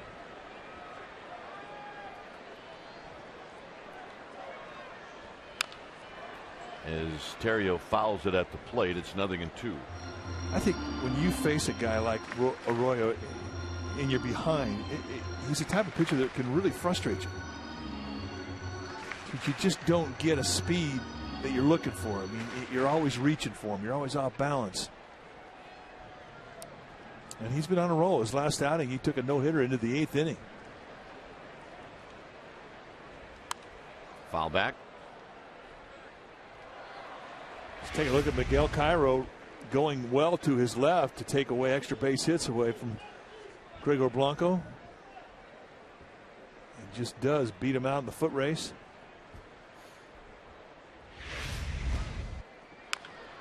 And Terrio fouls another one. It remains 0-2. Terrio's been on base twice. He walked in the first, singled in the third, and eventually scored.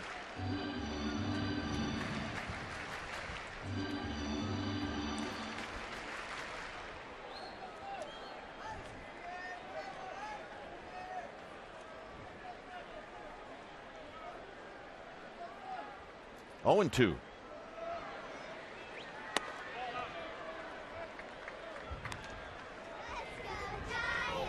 Oh, Gamer Babes are here in force all the way from Half Moon Bay.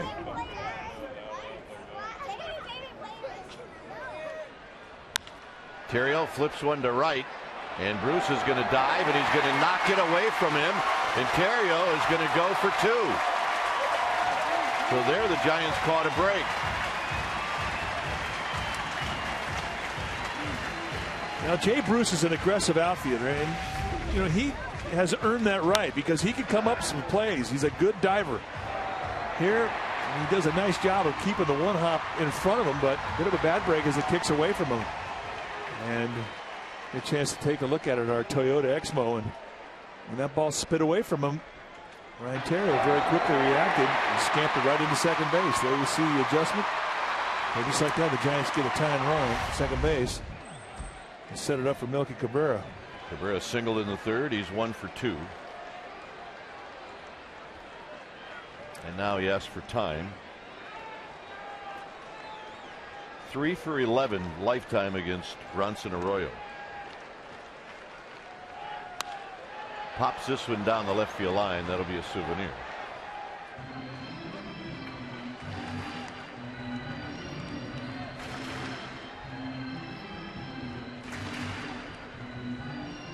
Hannigan goes out to have a word. You ready for the nation's capital? Yes, I am. Even though it's going to be a little warm. Looking forward to that. It is definitely going to be warm. There is a major heat wave going across the Eastern Seaboard.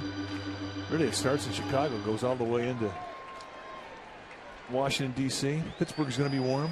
It's just that time of year. It is.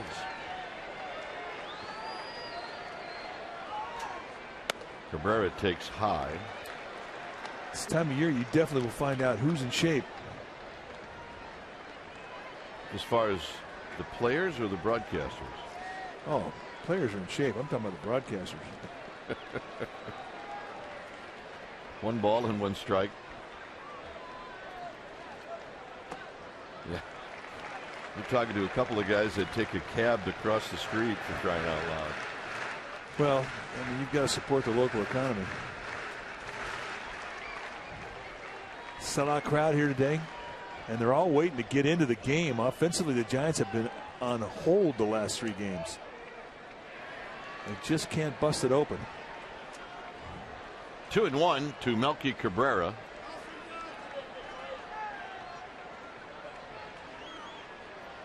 And the milkman lifts one foul again to make it 2-2. Buster Posey waiting on deck.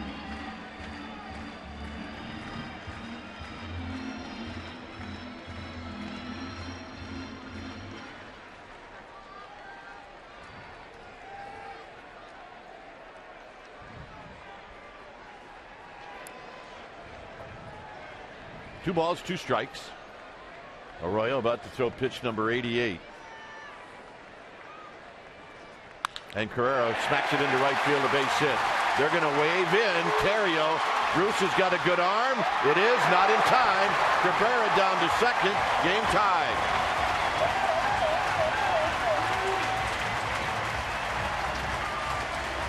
Tim Flannery waited as long as he could before he could finally pull the trigger and send in Terrio.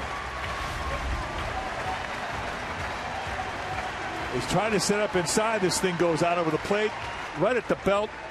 Cabrera rakes it into right field, and knowing the reputation of Bruce's arm, Flannery says, okay, come on in. And the speed of Terrio just too much. And a pretty creative slide, too, swinging wide with a hand touch. It's going. Here's Buster Posey, an RBI single in the 3rd. And a big slow breaking ball, and he gets the high strike, and it's 0-1. And go watch Tim Flannery give the green light, waving home. Ryan Terrio.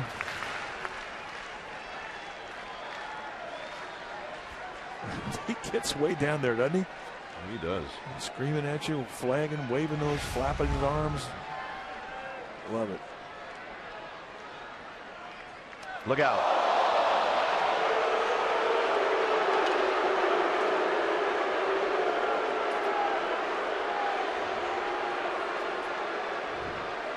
It was at 86. That was the miles per hour. Yeah, that was his fastball. And just like that, Brian Price, the pitching coach of the Reds, is going to come out. So there's a little pinchy face on the manager. Did you see that? Well, you don't mess with the Golden Boy, and Buster Posey's so important to this team. You saw what happened last year when he was injured and missed the whole season. Giants fell way short of their expectations. And Posey taking one here up high. He just did get his arm up. And I think the height of it is what put the pinchy face on the manager. Yep. Ouch, look out. And an 86-mile-an-hour fastball can still put a bruise on you.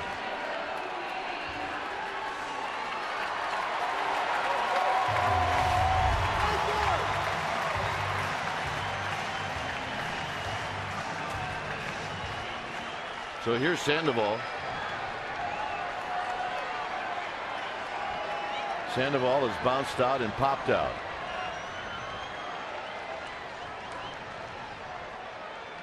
And he takes one wide. That's the pitch that Sandoval swung at in his last at bat to fall behind in the count. Well, I mean, he goes into the batter's box and he's looking to hit something a long way. I mean, and he's thinking home run.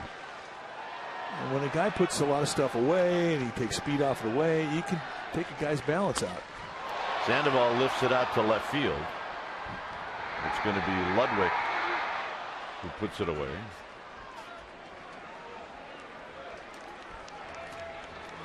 The fans, don't forget that tomorrow is the final day of the Junior Giants Stretch Drive, inspired by Hall of Famer Willie McCovey. The Stretch Drive is a fundraising campaign designed to raise awareness and funds for the Junior Giants program. Junior Giants is a free, non-competitive baseball program that stresses the importance of character development, self-esteem, education, and leadership. Visit jrgiants.org to see how you can help. Here's Pagan. Pagan has walked and he's popped out. Cabrera at second base. And a little flopper in there for a strike.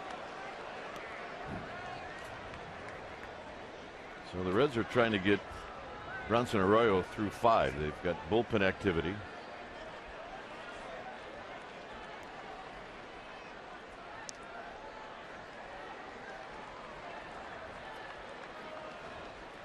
In tight to Pagan, and that was pitch number 94. So you would think that this is Arroyo's last inning. It could be because of the pitch count. Well, thank you. We heart you too.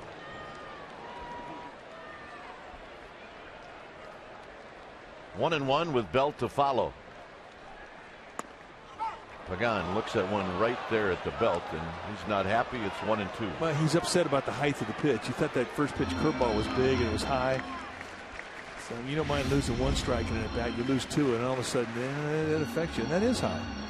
You don't see many of those called. Aside as an umpire, that will give. And really, you can say that about everybody in this crew. They have big zones. It's one of the biggest zone umpiring foursome in baseball. This is hit out to Phillips, and that'll end the inning. Giants tie it up. We will head to the 6th. It's 2-2.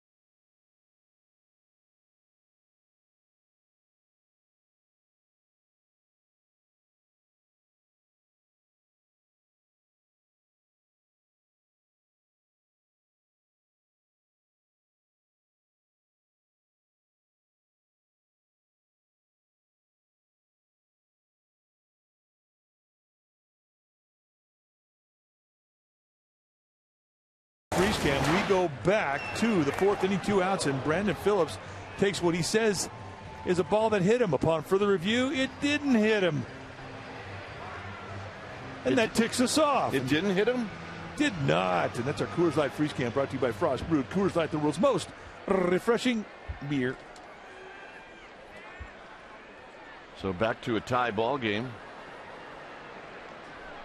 And for Vogelsong, he will go after Cozart, Stubbs, and Phillips.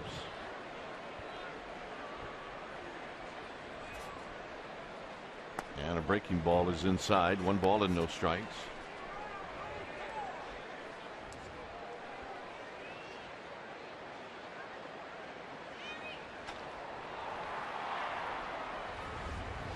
Pitch number 79 for Vogelsong, and he flops in a strike. 1 ball and 1 strike.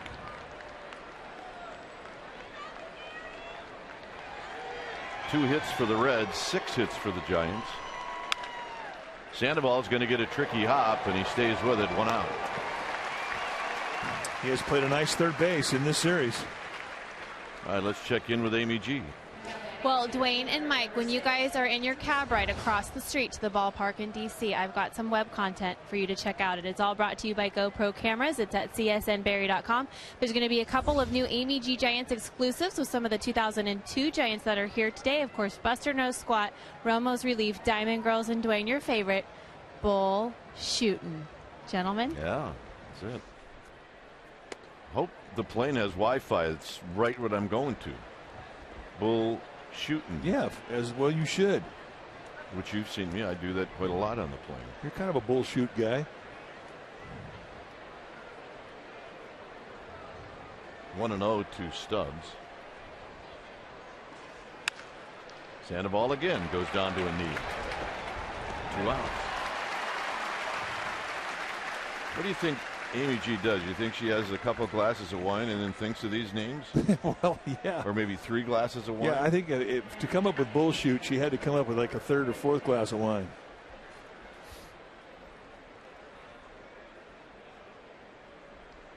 So 2 outs, and here's Phillips.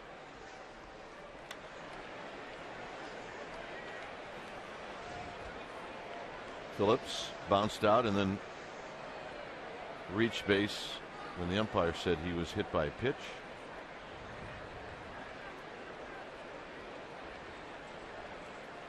They're going to come into Phillips, and Phillips skies it to left. Who's it going to be? It's going to be Pagan, and a very nice inning for Vogelsong. Not a lot of pitches. Belt will lead things off 2-2. Simple.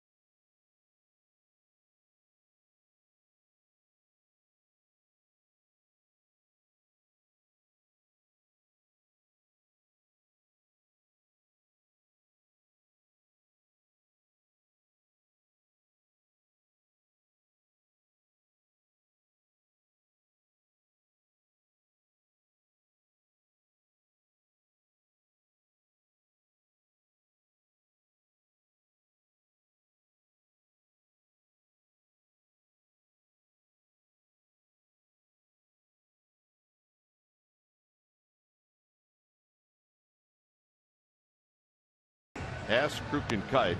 Lorraine from Walnut Creek wants to know, in another 10 years, when you look back at the 0-2 season and that team, what is one thing you'll remember about the season and the team? Well, for me, it's simple. It's Kenny Lofton getting the base hit that scored David Bell. That was the deciding run in the NLCS. That was an amazing feeling for a lot of us that were frustrated back in 1987 getting beat by the Cardinals. In a small way, we did feel a little vindicated. So that's what I'll remember. Kenny Lofton. Here's Belt.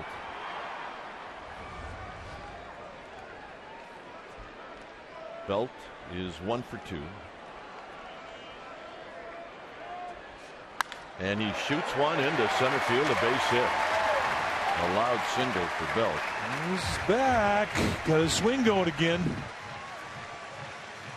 So here's mine. All right. All those years getting on the bus after a series in Atlanta where you're just worn out from the heat and walk-offs, and it was never so gratifying sitting on that bus after they beat the Braves and to ride out of that ballpark. Yeah. It was like, and of course, look, they had still had to get through the Cardinals, but it was almost exercising the demons in Atlanta. Here's Crawford. Crawford takes wide. And of course, in 2010, they did it again.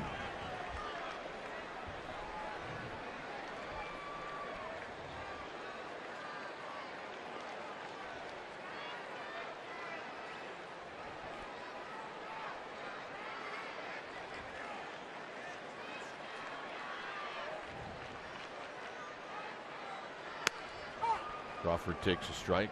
This was the end of that series in Atlanta, and nobody could quite figure out what was going on. But when JT stepped on the bag, this ended up being a rundown. And I remember David Bell was screaming at people to tag here or whatever. Yeah. It was great. Well, I think half the infield didn't see JT Snow step on first base. But you're right. I mean, you just didn't do that in Atlanta. You just didn't win them. I mean, they were so good for so long. 3 Hall of Famers in the rotation: Tom Glavine, Greg Maddux, John Smoltz. Giants went in there and took them on and beat them. Yeah, that was a good memory.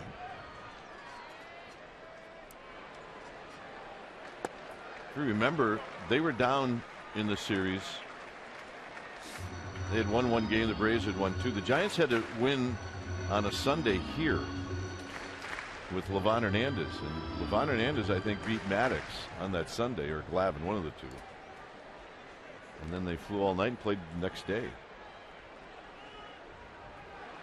Crawford takes a strike. It's 2-2. It's so hard to stand that pitch. You give up.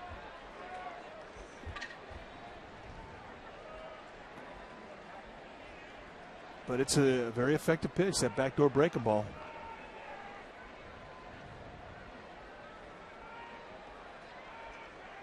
Belt opened up the inning with a single. Crawford chases that breaking ball. Strikeout number 2 for Arroyo. Well, it sets up the bunt now for Vogelsong.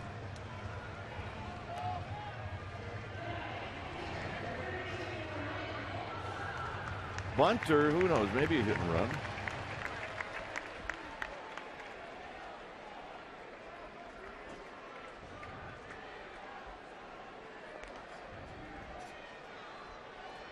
So Vogelsong, who was struck out and flied out, Belt at first. Up and in, and it's 1 ball and no strikes. You talk about doing the limbo.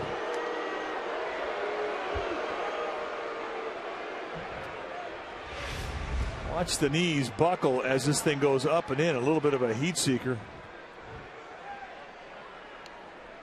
If that happened to me now, yeah, I'd be out for the rest of the year.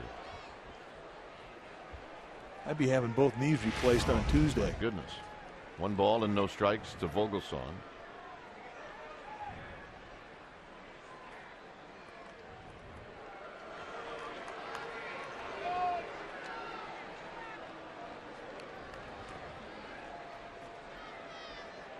Blanco will be the next hitter. So Vogelsong, let's see if he's going to try again to lay down a bunt. He does, and he bunts it foul. He has not had good success in this situation this year.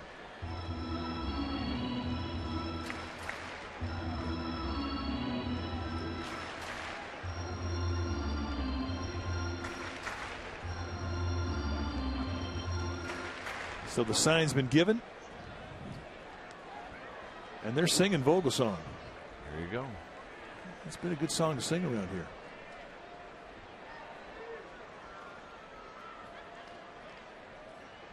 Here's the 1-1.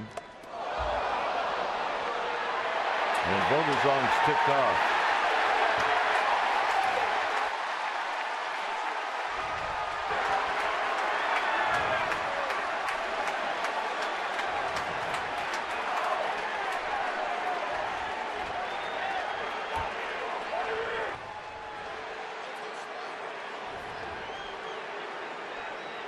It never seems to surprise anybody when you get a 4-game series. At some point in time, The teams face off, and here we are in game 4. 2 times Bronson Arroyo went up with fastballs up around the chin of Vogelsong, and the second time he said, "That's it, I've had enough." And Vogelsong, it doesn't really seem to care if it was intentional or not. No, he doesn't. He did it in Miami a couple of years ago.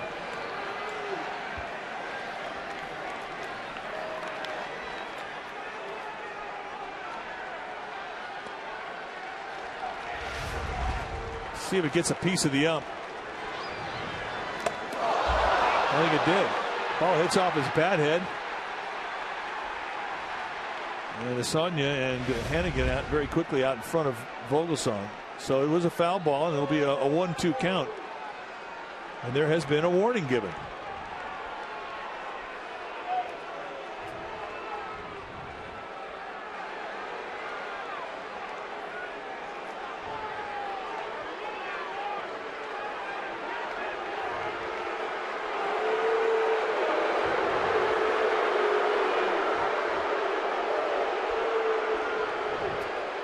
And the fans giving Arroyo an earful. And he's likely to be out of this game pretty quick anyway because of his pitch count. But watch this. Hit the outside target.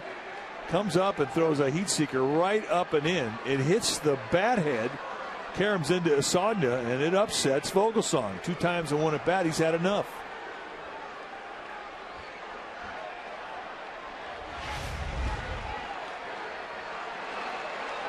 It turns out all it is a foul ball, and now it stays at 1-2. And this is bunted. And Hannigan will throw him out.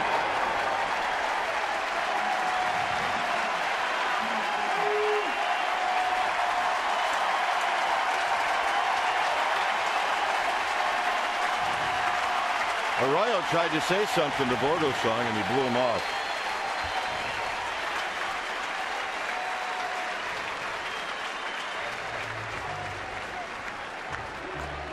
Well, as Vogelsong heads back to the Giants dugout, the paths will cross, and Arroyo's talking to him, and Vogelsong says, "Save it."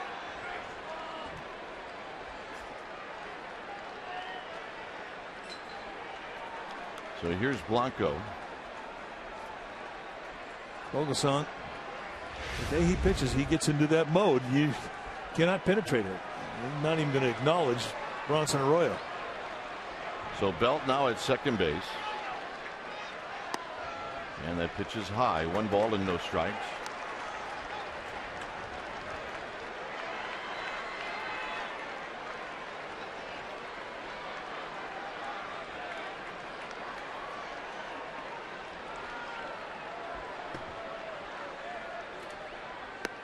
And a strike.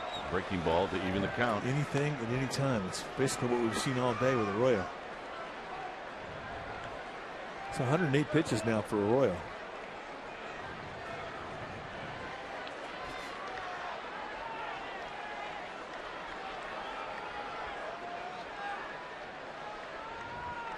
One ball and 1 strike.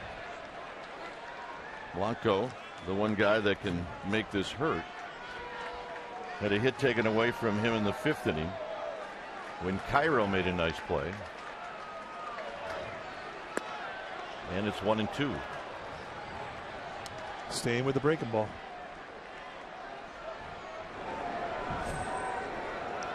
See, Arredondo is in the bullpen. So now Blanco cannot afford to take any more pitches.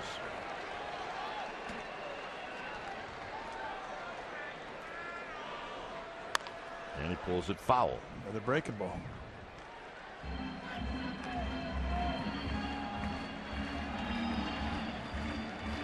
So it's been a steady diet of off-speed pitches.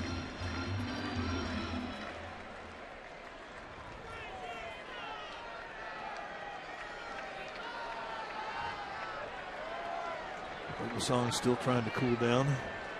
He'll channel that anger into his pitching. 1-2. And another foul ball. Kitchen sink, you said it. Well, and that curveball, I mean, he'll throw it 4 or 5 different speeds, 2 or 3 different angles.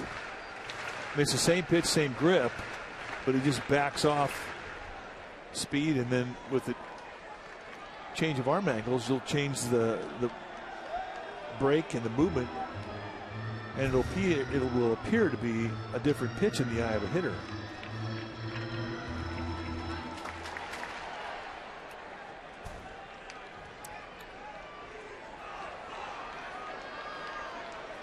One and two to Gregor Blanco in a tie ball game here in the 6th. And now Blanco asks for time.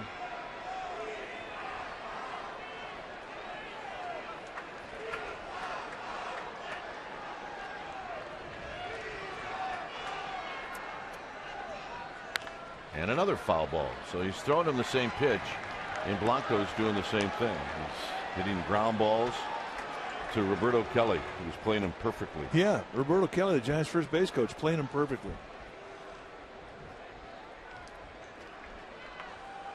Well, you think with all this off-speed stuff, he would be definitely set up with the fastball in the inside corner like a front door sink. But they have stayed with slop, and more slop.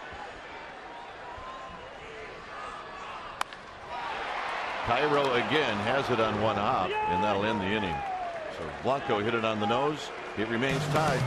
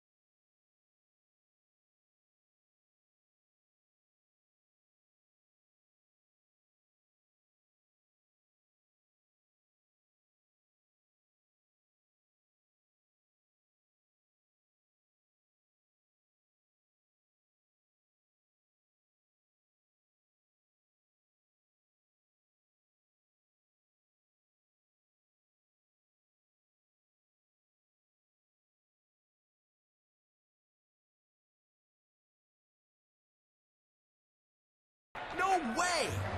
Toyota game summary brought to you by your local Toyota dealer. Frazier's got the big hit for the Reds, a 2-run home run.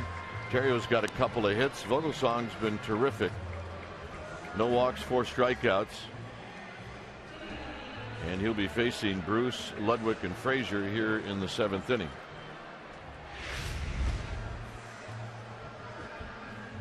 Bronson Arroyo, when he got back to the Reds dugout, just explaining the pitches up and in.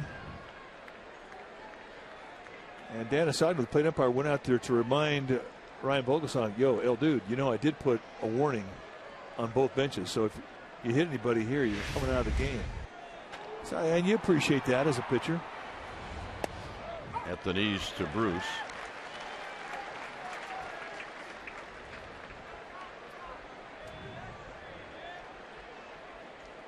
Ludwig to follow. Out of play, it's 0-2. Vogelsong, like I say, he'll take that anger and he'll put it into his pitching.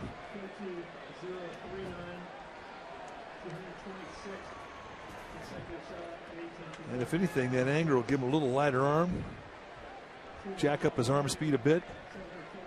He definitely won't be feeling like he threw 85 pitches. A little shot of adrenaline. Got him. And gives you a little more life in the fastball. Well, if you're hitting the road, you can't watch the Giants on Comcast Sportsnet Bay Area. Take the Giants with you with MLB.tv. Subscribe to MLB.tv today, and you can see every out-of-market Giants game live online and in HD quality. Go to sfgiants.com to order. Here's Ludwig. Ludwig is 1 for 2, singled in the 5th. Right on the outside corner.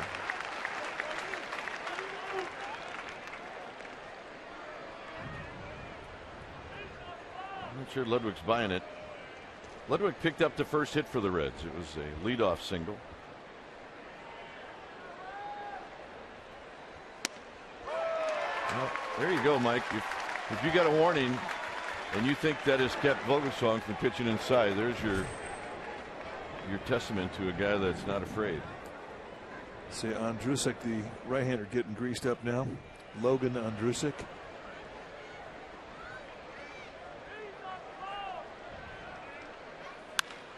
Hit out into right center field, and this is going to be a one-hopper to Blanco, and Blanco does a good job of getting it back into the infield. A nice 0-2 hitting by Ludwig to go the opposite way to put himself on base. Yeah, Ludwig is now 4 for 5 lifetime against Vogelsong. And that's what you have to do with good pitchers, guys that move location around and mix speeds. You take what they give you, and that's a nice example of two-strike hitting and a nice adjustment to take the location and go with it. Nice play by Blanco, indeed. Frazier hit the home run in the 5th. 1 ball and no strikes. Well, he hit a 3-2 breaking ball that was just kind of hung middle in.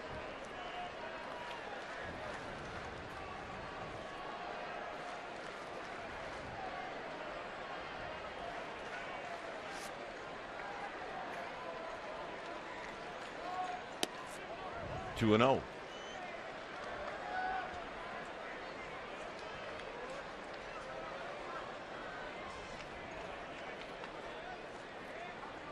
Frazier's ball was hit very high. It just kept on carrying.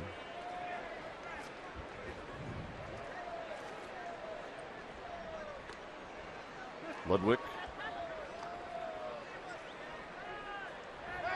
gathering the attention of Vogelsong. It's a 2-2 ball game.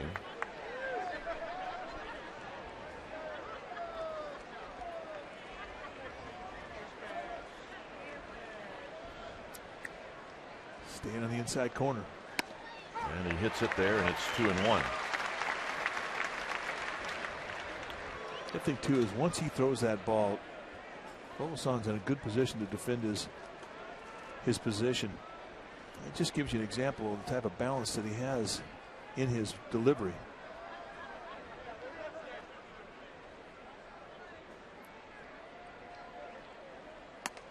And he comes back with that breaking ball, and it's high. It's 3-1.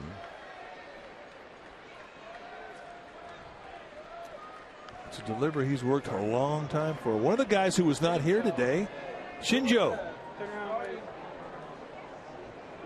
Oh, unless that's Shinjo. Center fielder. It's not. Center fielder. Just kidding. It's not. 3-1 to Frazier. And the walk. We haven't seen Shinjo around here for about 10 years. Yep. Dave Righetti's going out.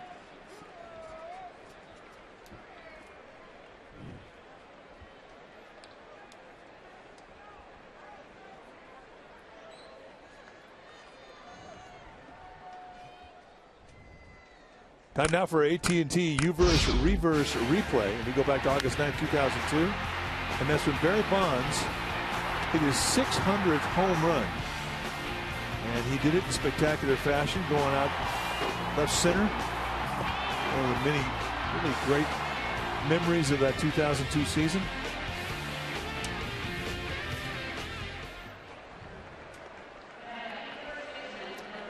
And in that year, in 143 games, hit 370, 46 big flies, walked 198 times.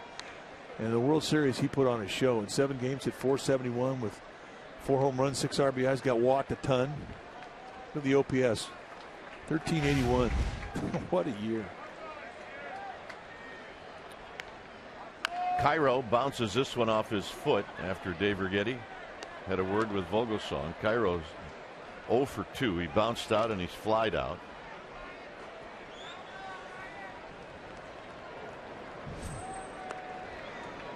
I felt the lefty, Romeo the righty, getting greased up. 95 pitches into the afternoon for Vogelsong.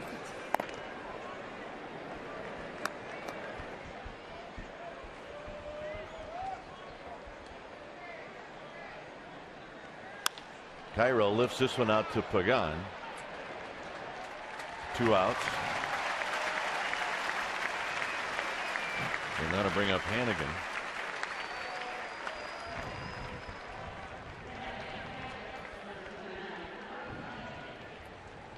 So Hannigan will step up. He's bounced out twice.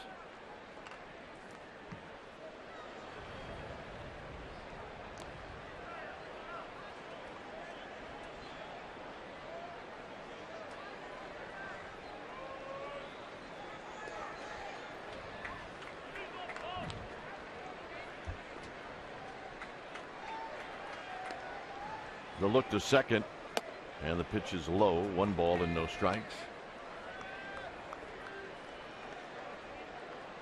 Bruce led off the inning by striking out, then Ludwig a single. Frazier drew a walk. Cairo hits a fly ball to center field, and it's 1-0 to Reds catcher Ryan Hannigan.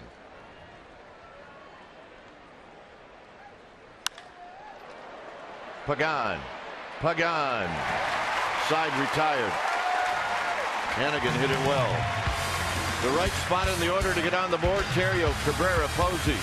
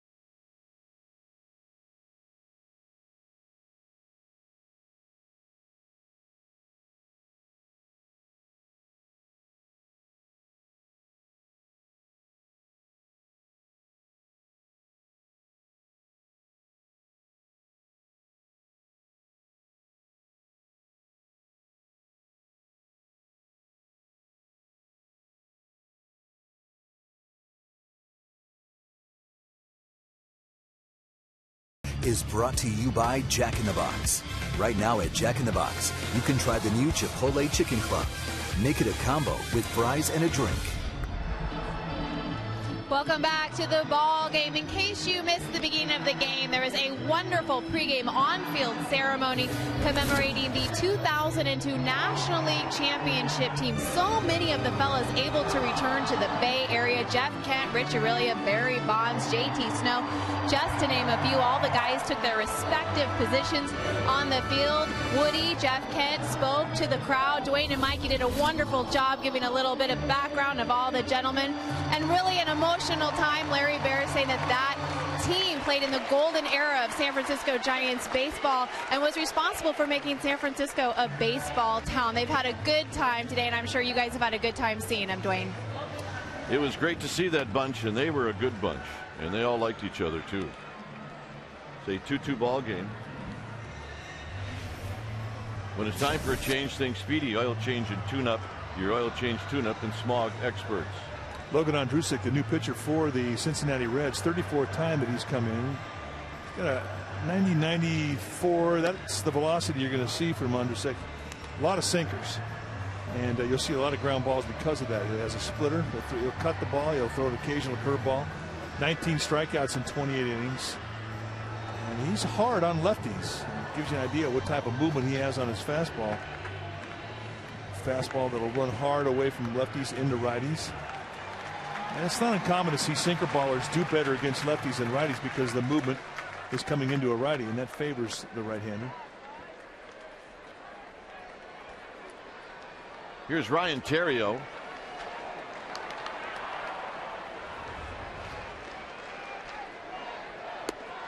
Terrio's been on base 3 times.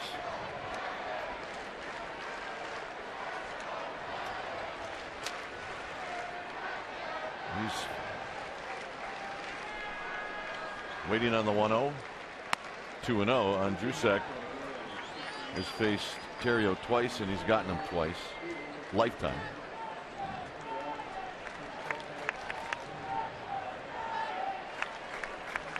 Three 3-0.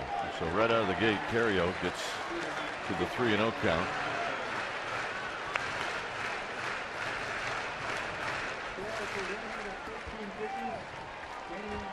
Better believe the Giants would take a walk here. Yes, they would. Lead off base runner any way they can. And that's ball 4.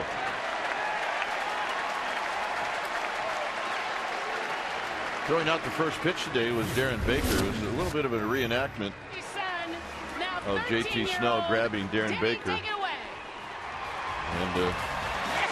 JT Snow receiving the throw from Darren Baker. Picked him up like he did in the World Series. It was a nice moment. Well, it really was. It was a great ceremony. And then when Darren Baker came trotting out there to throw out the first pitch, everybody was amazed at how much he'd changed in 10 years. Now he's 13 years old. Here's Melky Cabrera, and he lays down a bunt. Hennigan's going to have to hurry, and they get Cabrera. I believe Melky Cabrera did that on his own. He'll end up getting a sacrifice. Well, happy birthday, Ellen Murphy, 102 years old today. Gamer Bay from San Francisco. Well, happy birthday, my dear. You look fantastic. Dressed to the nines. Yes, indeed. Here's Buster Posey with Theriot at second base.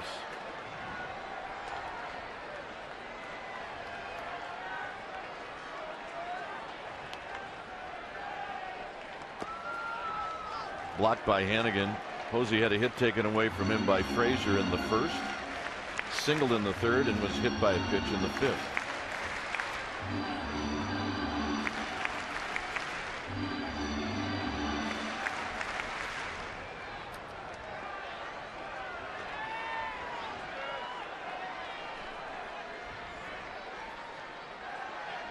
One ball and no strikes.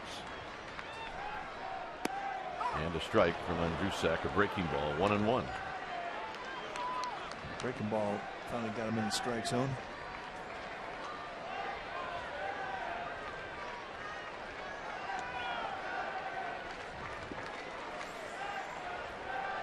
Deep set in the outfield. And they're really playing back defensive Posey. We're talking 2 pitcher strikes, bang, bang, right down there at the knees.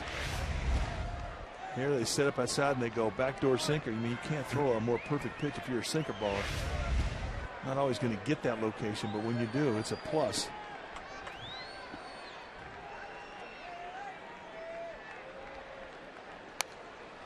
And that's what Buster Posey did in the third inning. He kept fouling off nasty pitches behind in the count. He eventually stroked a single into right center field.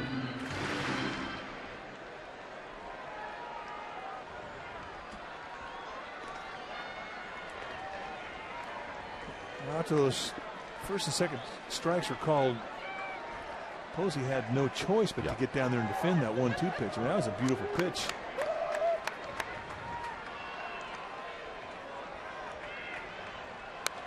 And again, he digs one out and fouls it out of play.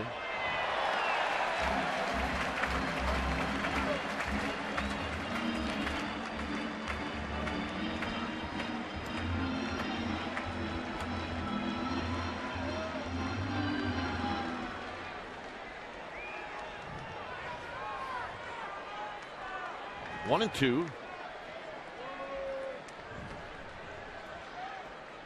And the big right-hander now comes to the plate, and Posey takes outside 2-2.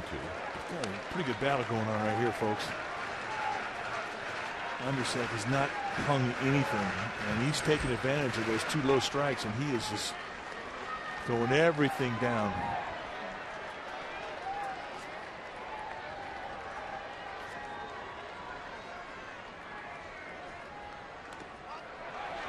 Arroyo's going to go, and he's going to make it.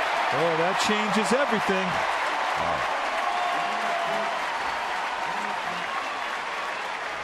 Arroyo's like the dirty kid on the block right now. He's all over the place. Now watch the secondary lead. And now you go. No hesitation. And had Hannigan been able to come up with a clean snag of that ball that was trickling away from him, he may have had a shot at it. Well, that's a big 90 feet because the defense has to respond and come in. Posey with a base hit into center field. And the Giants take the lead. The one pitch he got up, and he didn't have to do it with 2 bases to play with, and Posey beat him. Boy, how about the importance of fighting off pitches to give yourself a second chance to get something good to hit, and you finally do. And the Giants back on top.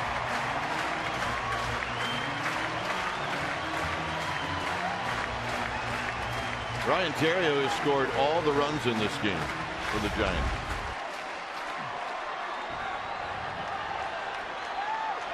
Here's Sandoval. Sandoval takes wide.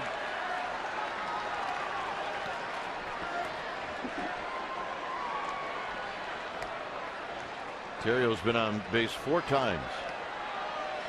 Sandoval's 0 for 3. Swinging a foul to the backstop. Well, they have really softballed him today. And they have kept him off balance.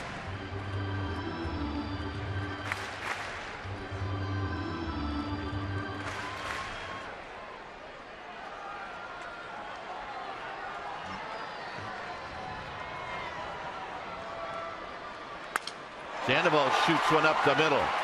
They get one there, and Phillips' throw to first is in time, and that'll end the inning. So nice play. Cozart to Phillips to Cairo. Giants take the lead.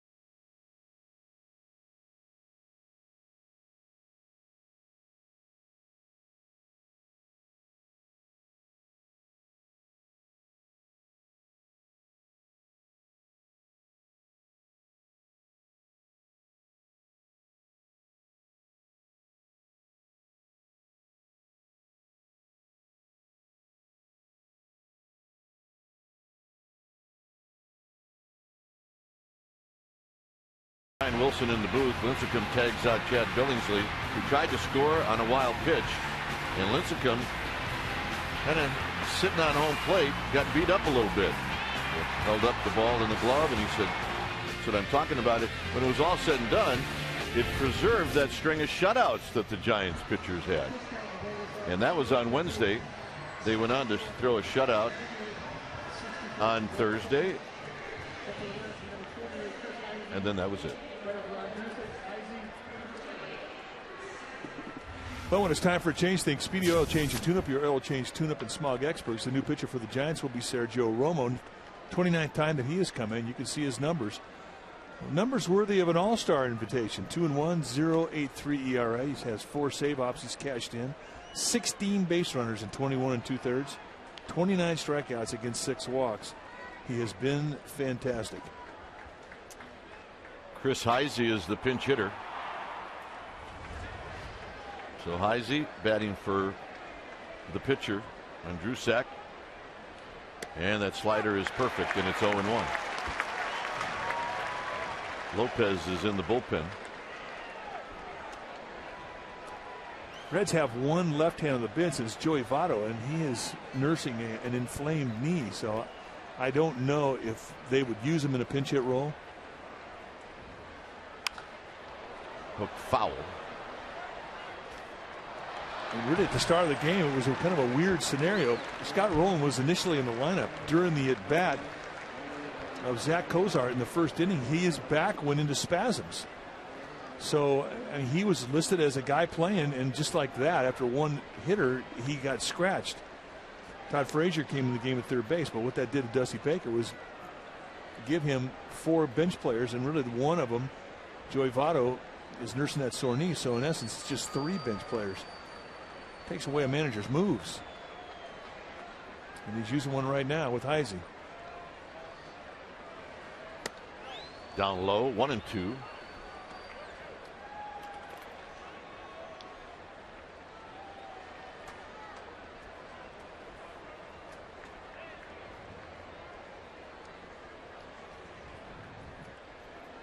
Heisey a better hitter against righties than he is against lefties.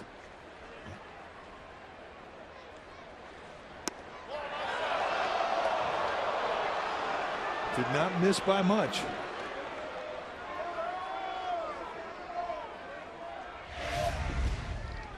How much did it miss? About 6 inches. Still a pretty good eye put on it by Heisey. And though as big as the strike zone's been today, you got to have guts to take that pitch.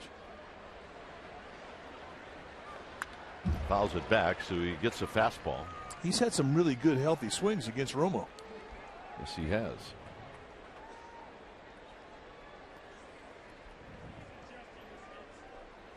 A 3-2 ball game here in the 8th inning.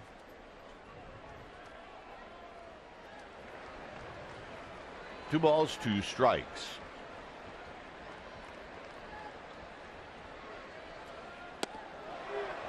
Three and 2.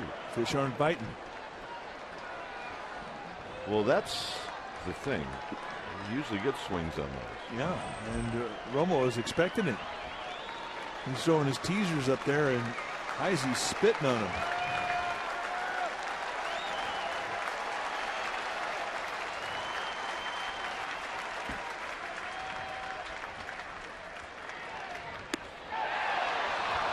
And the walk. That was a great at bat. And the Reds get their leadoff hitter on. Now it's up to Dusty Baker as to how he wants to strategize and use Cozart. Does he want to sacrifice? Does he want Heisey to try and steal? Heisey has a couple of stolen bases. He's 2 for 5 in that category.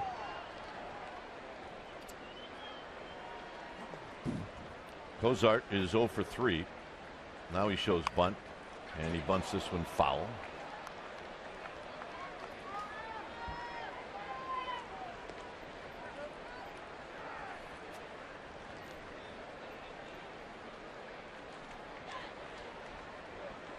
Cozart a long look down to the third base coach.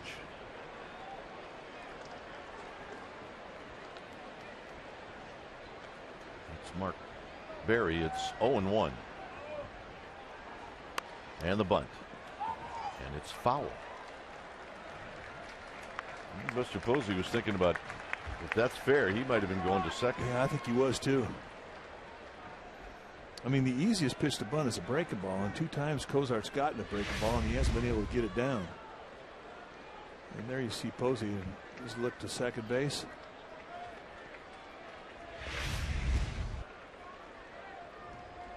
So Romo jumps out in front. See what Cozart does here. Pops him up. Straightaway center field. 1 out. Boy, it's amazing how a little thing. You think it's a small thing. And I shouldn't say it's a little thing, but when a guy doesn't get a bunt down, it really punches your offense in the stomach after a leadoff hitter gets on base. Well, the only thing worse is if you hit into a double play. But you're right. If you miss that opportunity and then hit a fly ball to center field like Cozart does. Now here's Stubbs. So maybe Dusty Baker tries a different way to get Heisey to second. There's a strike.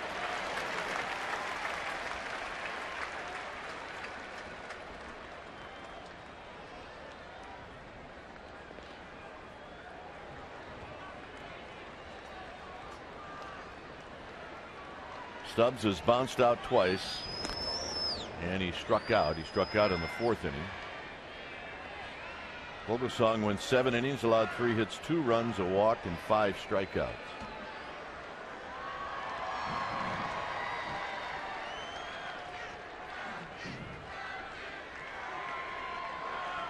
There's a fastball that he dropped down a little bit, and it's 0-2. Had a little movement into the hitter. And it was up too. Changed sight lines, kind of exploded in on Stubbs, surprised him.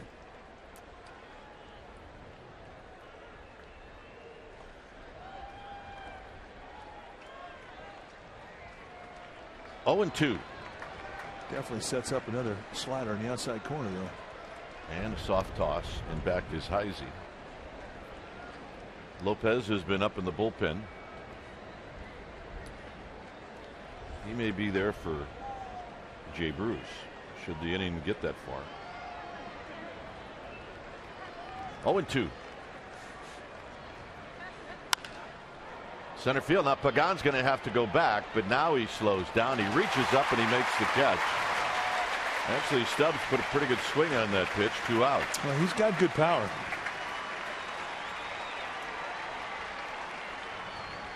And here's Phillips.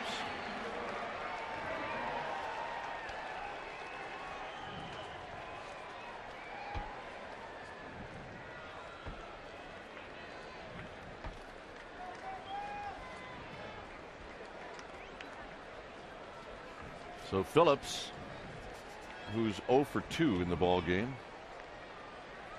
He's had 3 lifetime hits off of Romo, 3 for 6.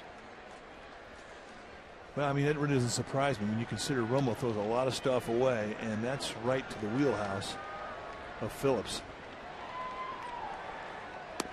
And he shows bunt, and he takes a strike. It's likely he was just taking all the way. Well, if he was thinking about showing a bunt, he was going to bring his Sandoval at third base. I think again, Giants aren't biting. Santiago Casilla has now joined Javier Lopez.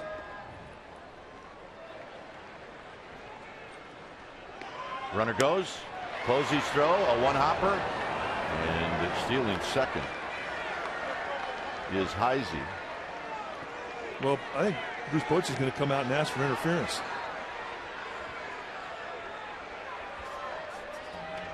And keep in mind now, Bruce Bochy, an old catcher, he knows interference when he sees it, and he was out of that dugout as quick as we've seen him all year. Let's watch the throw from Posey as Phillips swings, and looks like the bat hit him in the foot. Yep. So the bat makes contact.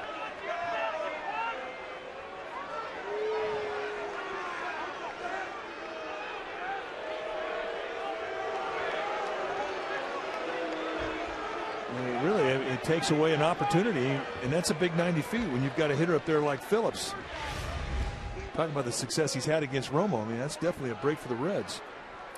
Not really anything that was intentional, and I don't believe that Phillips can control that. Just an unfortunate break for the Giants. 0-2 with Heisey now at second.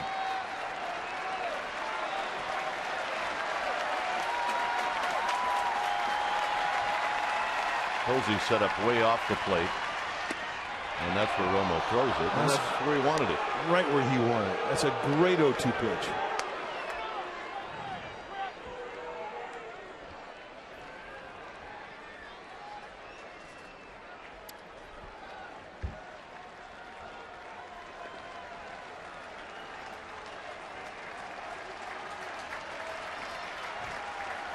Pitch number 17 in the inning for Romo. They're going away again. And this has popped up. Who's it going to be? It's going to be Terrio doing the pop-up dance, and that ends the inning. Bottom of the 8th inning coming up.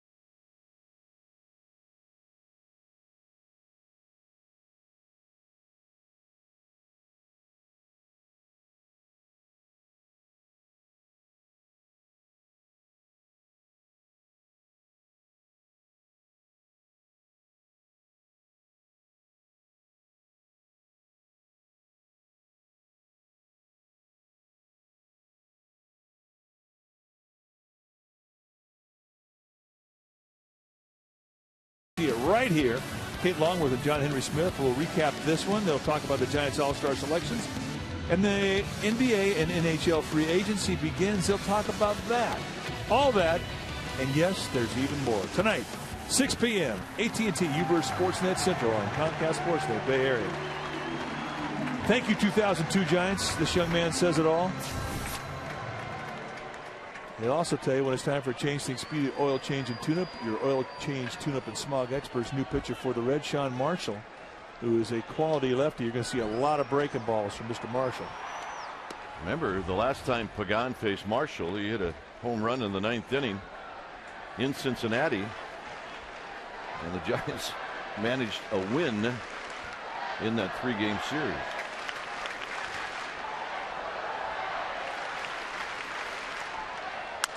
This is hit softly to Phillips. 1 out.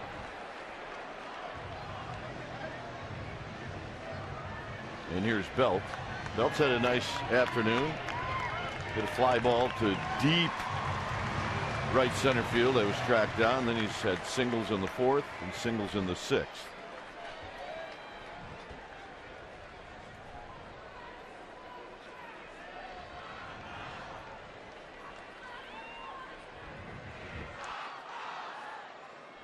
Here's Belt as he takes a breaking ball for a strike.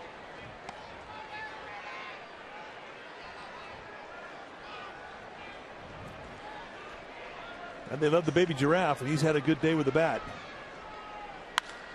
Hits this one well to left field. On the move is Ludwig, still on the move, and this is off the bottom of the wall. And Belt into second base with his 3rd hit.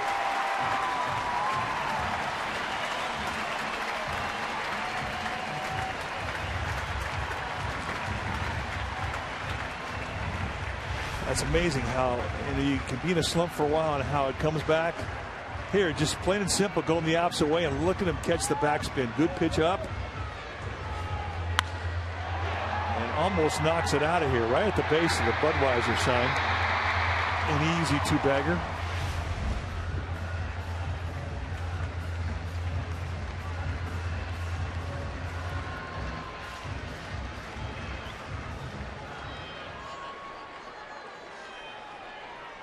Here's Crawford. Crawford is 0 for 3.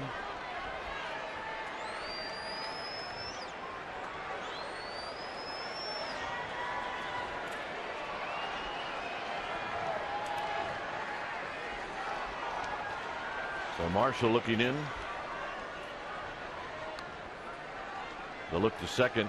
And Crawford bounces this one towards left field and into left field. And they're going to hold up Belt, putting runners at first and third. So a CNI ground ball for Brandon Belt, and he'll take it. Well, if there's 2 outs, he scores. For 1 out, I mean, he had to hold up. He, being Brandon Belt at second base, had to hold up to make sure that ball was going to get through. And there's the CNI ground ball you're talking about. And Cozart nearly came up with it.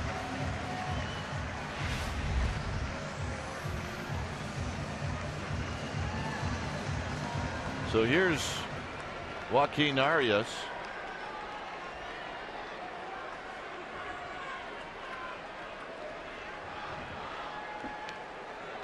Arias, an opportunity to knock in a run.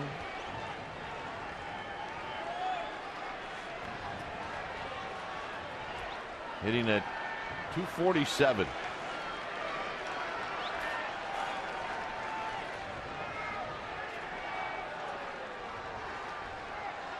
And a soft toss to first, and Crawford is back. Arredondo is back up in the bullpen.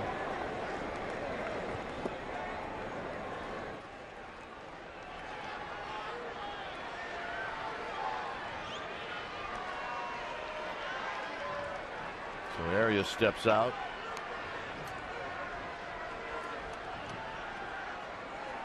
So the lefties are coming through here in this inning, setting it up for Arias. And there's a pitch out and nothing going on. 1 ball and no strikes. So Dusty Baker having a hunch.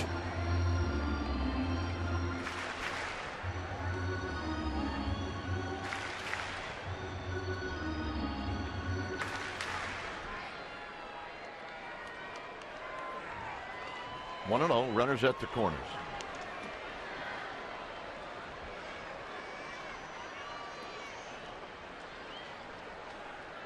And the pitch, and another pitch out. So he backed it up. It's 2-0. Well, this is really unusual because there's 1 out. And he's got a lot of trust in Marshall here, put him in a 2-0 hole. The only thing I can think of is Dusty Baker must think that Bruce Bochy thinks that Joaquin Arias can't hit.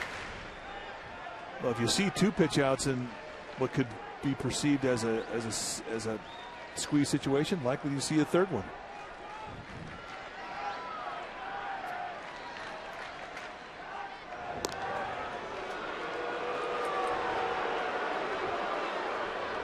Thrower called by Dusty Baker to see if Arias would show bunt.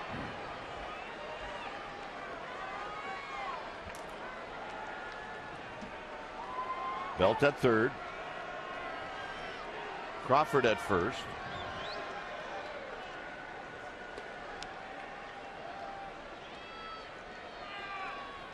Swing and a miss. 2 balls and 1 strike.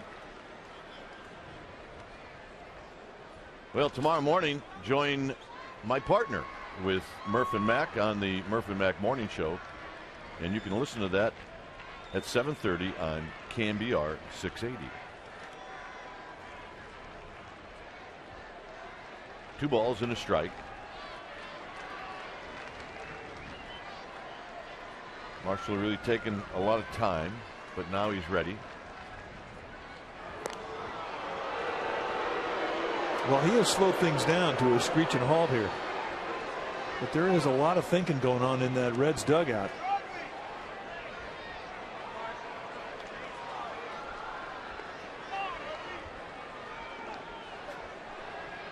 It's a fly ball situation for Arias. It's a strikeout situation for Sean Marshall.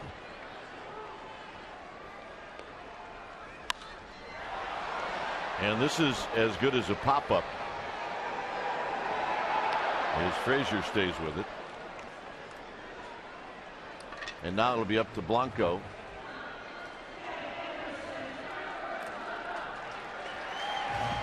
So Blanco hit the ball hard a couple of times. He's got nothing to show for it.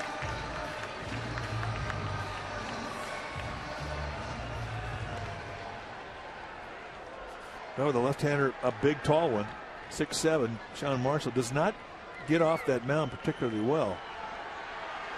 And it is an opportunity for a good bunter like Gregor Blanco to take one with him and bunt it down the right side of the infield.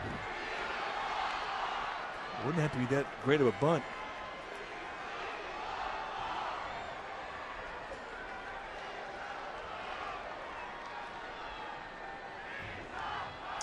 So here's Blanco.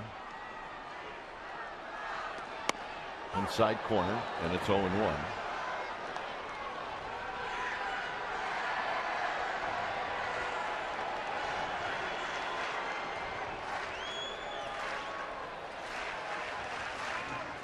Blanco's average now right at 250.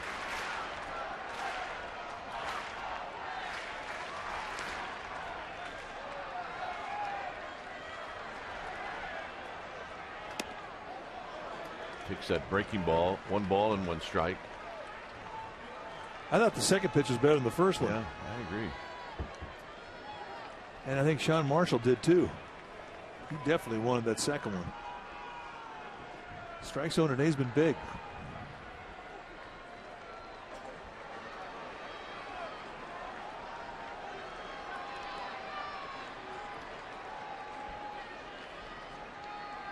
Here's the 1-1. Tapped to Marshall, and that'll end the inning. We will go to the 9th. It's 3-2 Giants.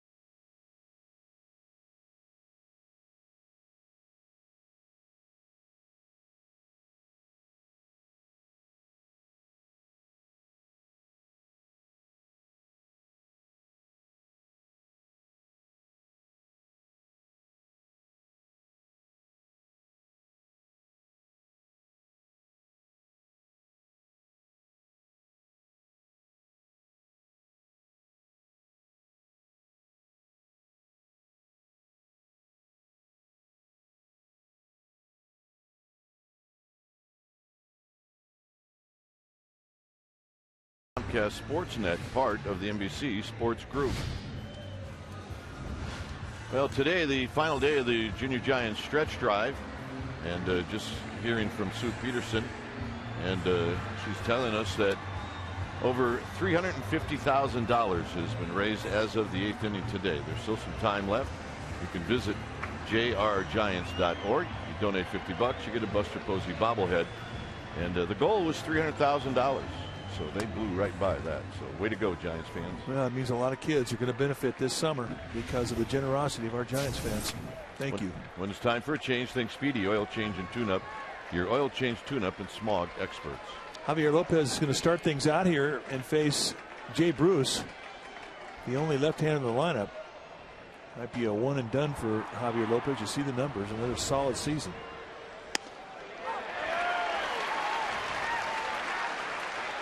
And definitely an uncomfortable at bat if you're swinging against him from the left side.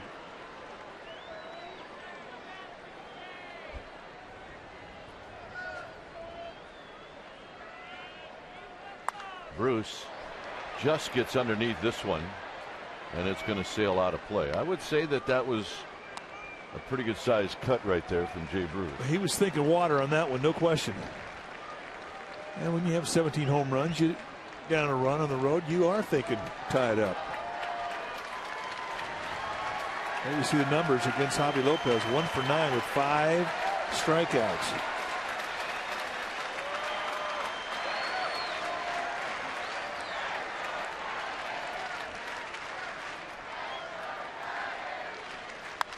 And a shot and a base hit right past the diving Terrio.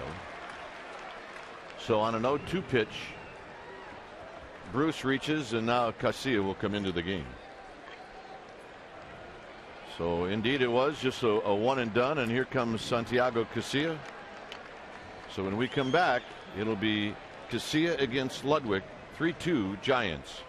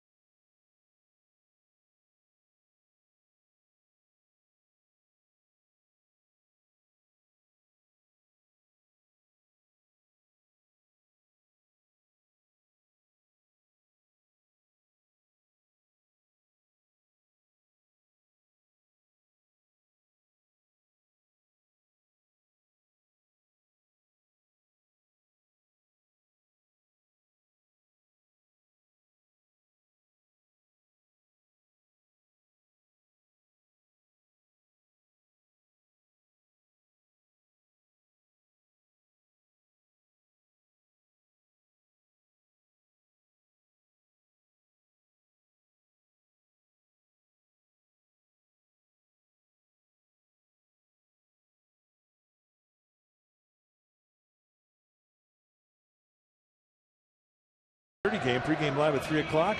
See right here in Comcast Sportsnet Bay Area as the Giants head to our nation's capital for the first of 3. Then it's Wednesday, a 4th of July start, and check out the time, 7:30. That's right, a.m. in the morning. We are not making it up. Madison Bumgarner going to take on Edwin Jackson, and the finale will be a Thursday game at 3:30, and it'll be Matt Cain taking on Ross Detwiler. So join us if you will as the Giants head east. You can see those games right here on Comcast Sportsnet Bay Area.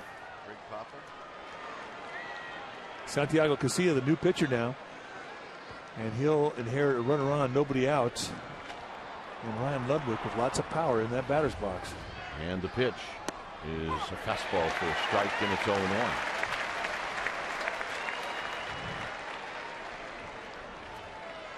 You see Ludwig stays 2 for 3, a couple of singles.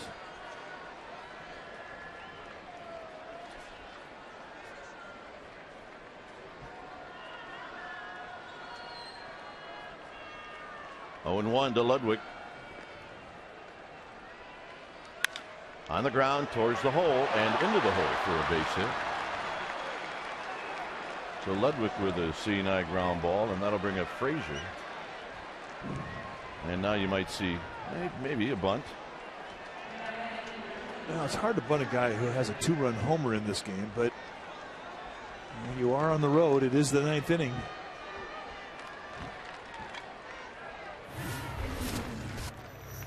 You go back in the 5th inning. One of the few mistakes that was made today by Vogelsong, who pitched so beautifully. A 3-2 breaking ball, had a little hang time on it, and Frazier took it right out of here for his 8th home run of the year. So the Giants are expecting just about anything here with Frazier. And he takes high, 1 ball and no sign. So no sign of a bunt. Now, if you're in the middle of the infield as a second baseman or shortstop, what are you thinking? Are you buying that he's not going to bunt? Well, I mean, you always have to be aware that you got to get to first base to cover it, but you don't want to give up too much.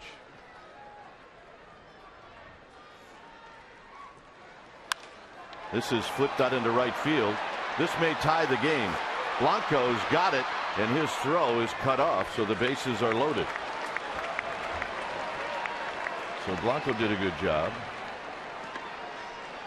And Cairo's going to hit, so Dave Righetti's going to come out. They set up in the inside corner, and he gets the ball right there, a little jam shot.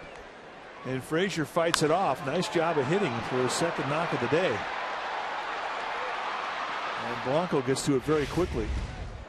And that froze Bruce at third base. I'm a little surprised they didn't challenge. Well, this is all started now with 3 straight singles. Cairo is 0 for 3. Affelt is headed down to the bullpen.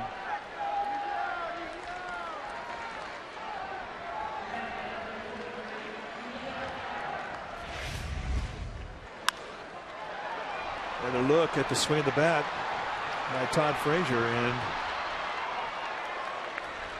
Mark Berry, the third base coach, saying no, we're good, not taking any chances.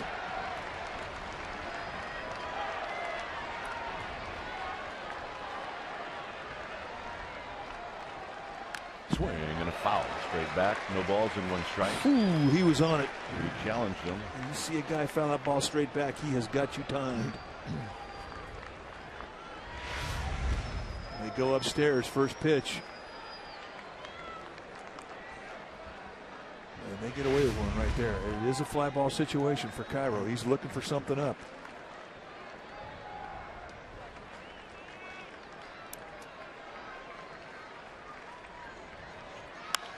To left field. That's going to fall. And it's going to knock in a pair. No. Stopping at third is Ludwig, and this game is tied. Well, 4 hits in a row by the Reds, and we got a brand new ball game.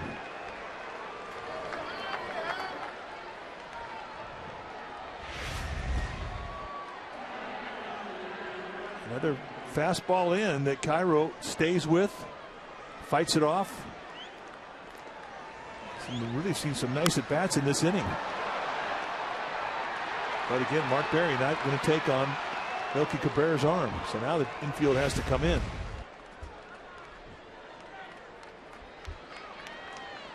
Here's Hannigan. Hannigan takes low. 4 straight singles. And it started off with Bruce knocking an 0-2 pitch into right field.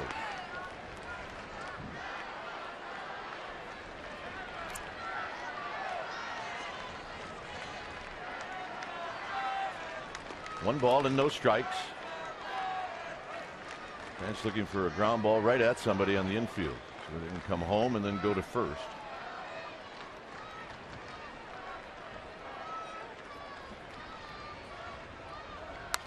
Foul back. 1 ball and 1 strike.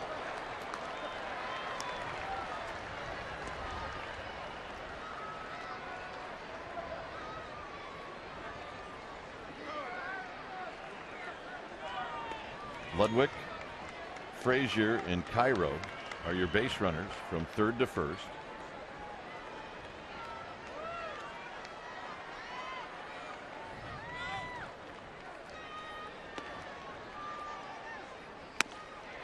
One and two. Nice little cut. No question, he's pitching for a strikeout here. Just has Hannigan out front reaching.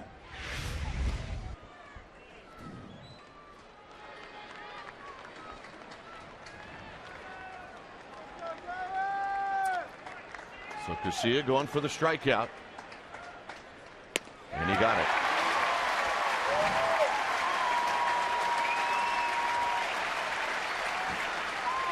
Here's Valdez. Comes back, same slider.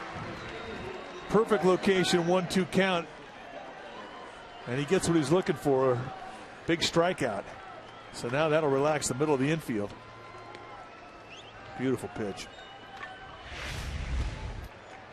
It's Wilson Valdez, 237 hitter.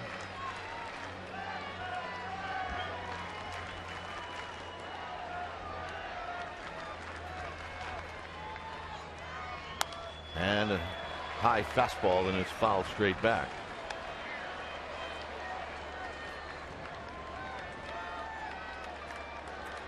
So Casilla, a new baseball as he rubs it up on top of the mound. Say this about the Reds, they're coming off that bench hacking. Yes, they are.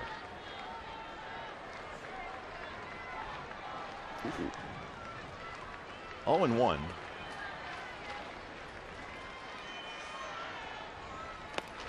Blocked by Buster Posey to even the count.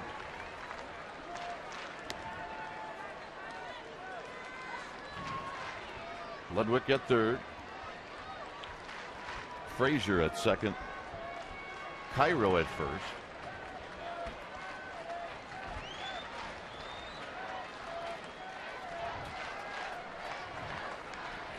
A 1-ball, 1-strike count. 1-2.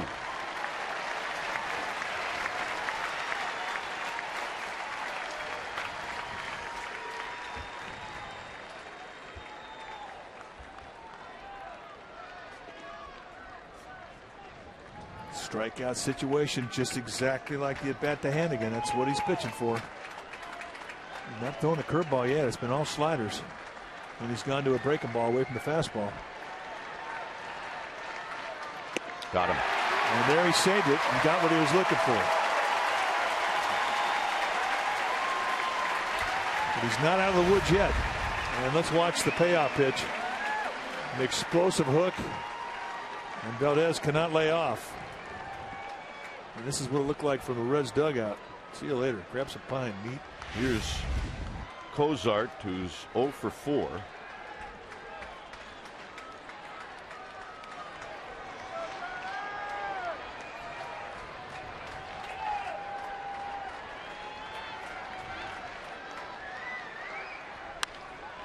Belt, side retired.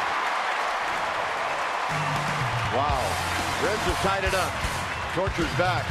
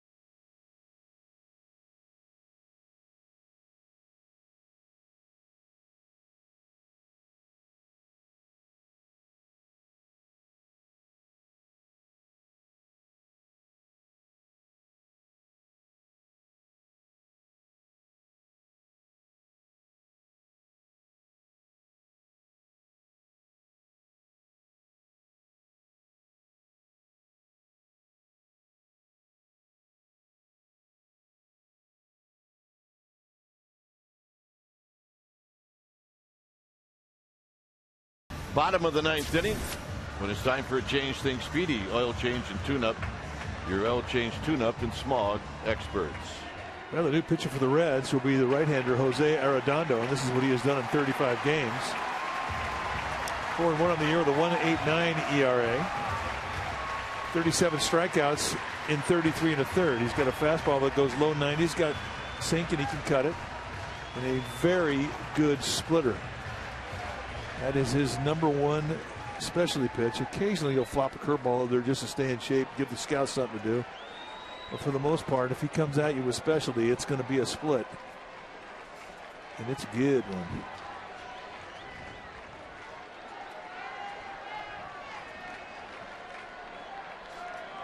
"33 innings, Mike, 20 walks, 37 strikeouts." Well, he can get a little wild hair up his nose too. And I mean, you know, that's the 20 walks. That's about 10 too many. Well, Terrio's walked twice today. He's singled and doubled. He's been on base 4 times. And he bounces this one to Cozart. 1 out. And that'll bring up Melky Cabrera.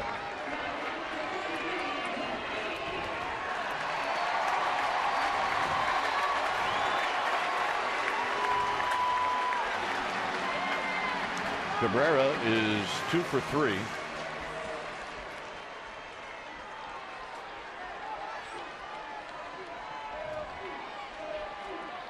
Buster Posey's on deck.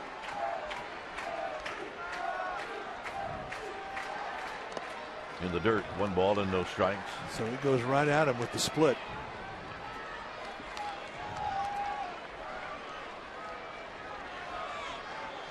Here's where you get a little greedy.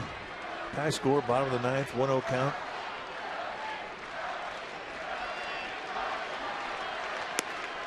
One ball and 1 strike. Another split. And a swing through for strike 1. You can see the movement on it. Even if it's up, it can still be a good pitch because it's got sink and it's a speed away from the fastball. Get a guy off his back leg. Foul back.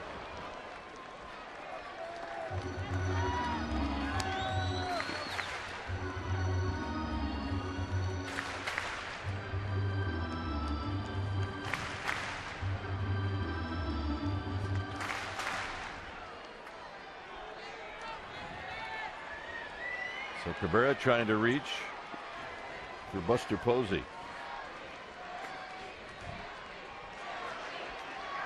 Got him.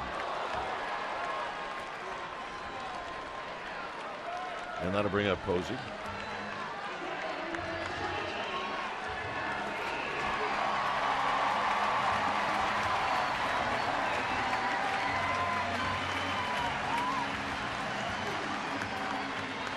Oh yeah, he's feeling it.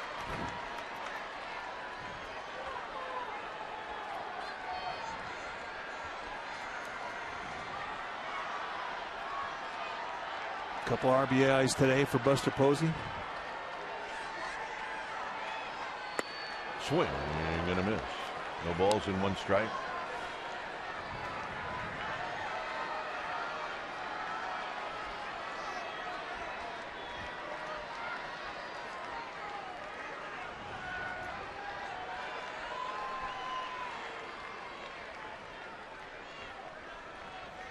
Should Posey reach, it would be Pablo Sandoval.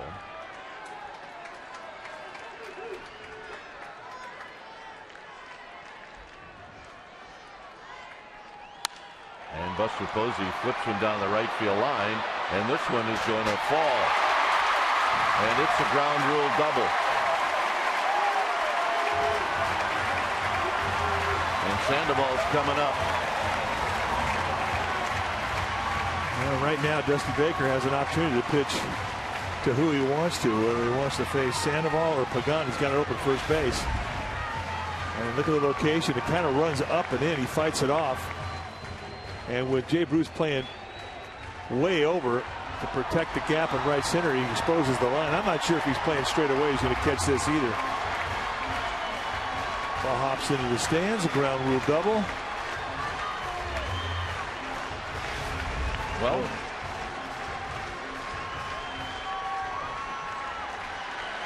and they're going to walk Sandoval.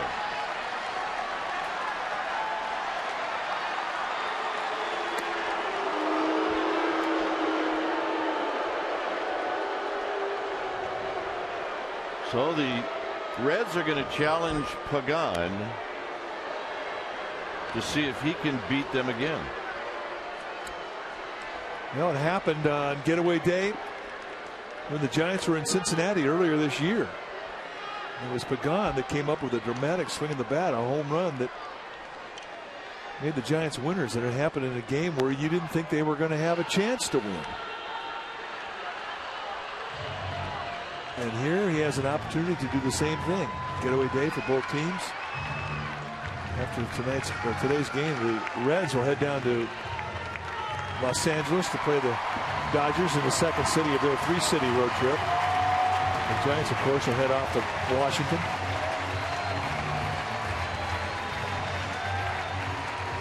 Pagan is 0 for 3. He walked in the second. He's 0 for 4 lifetime against Arredondo. So Posey at second, Sandoval at first.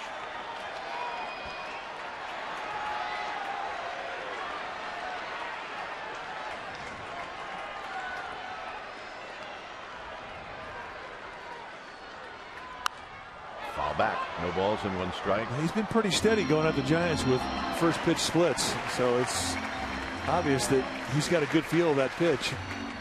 I would expect to see it a whole bunch more. Yeah, the other thing too is Buster Posey's got to get a good jump off of second base. If Pagan gets a base hit to right field, it's going to be close.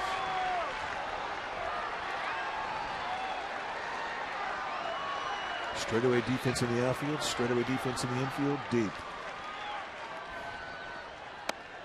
Up high to even the count. 1 ball and 1 strike.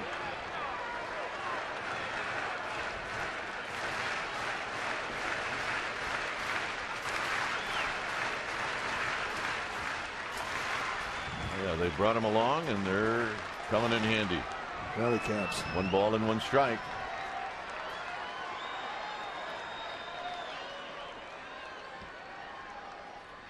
And tight. 2-1. And almost hit him.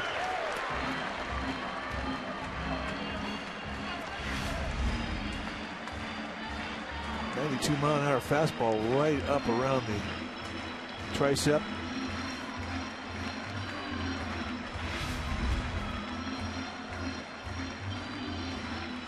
Two balls and a strike.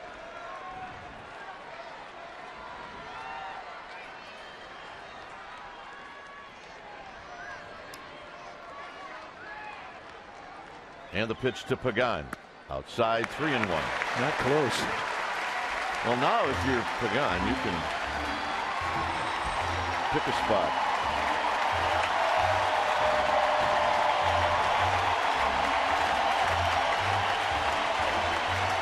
Well, Arredondo just got 42,039 people on their feet.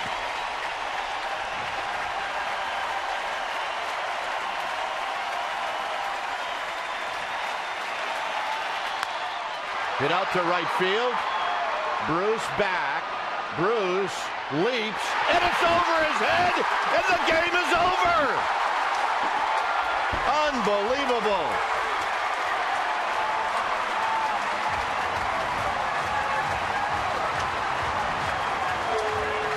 As great as the Reds defense was in this game, it ends up costing them the game here in the 9th inning. I can only think Jay Bruce thought he was close to the wall. Well, and the ball has drift in this ballpark. You will see it carry, and he just had plenty of time, just kept drifting back and back. And this came as a total surprise that he didn't come up with a game final out here in the bottom of the 9th. Ball was hit well, but watch him. He goes back, he had plenty of time, and he just misjudges a fly ball he should have had for lunch. Wow. And our Exmo, brought to you by Toyota, tells all. He just flat out whiffed. It's a gift. Thank you, Lord. So the Giants celebrate. They split the series.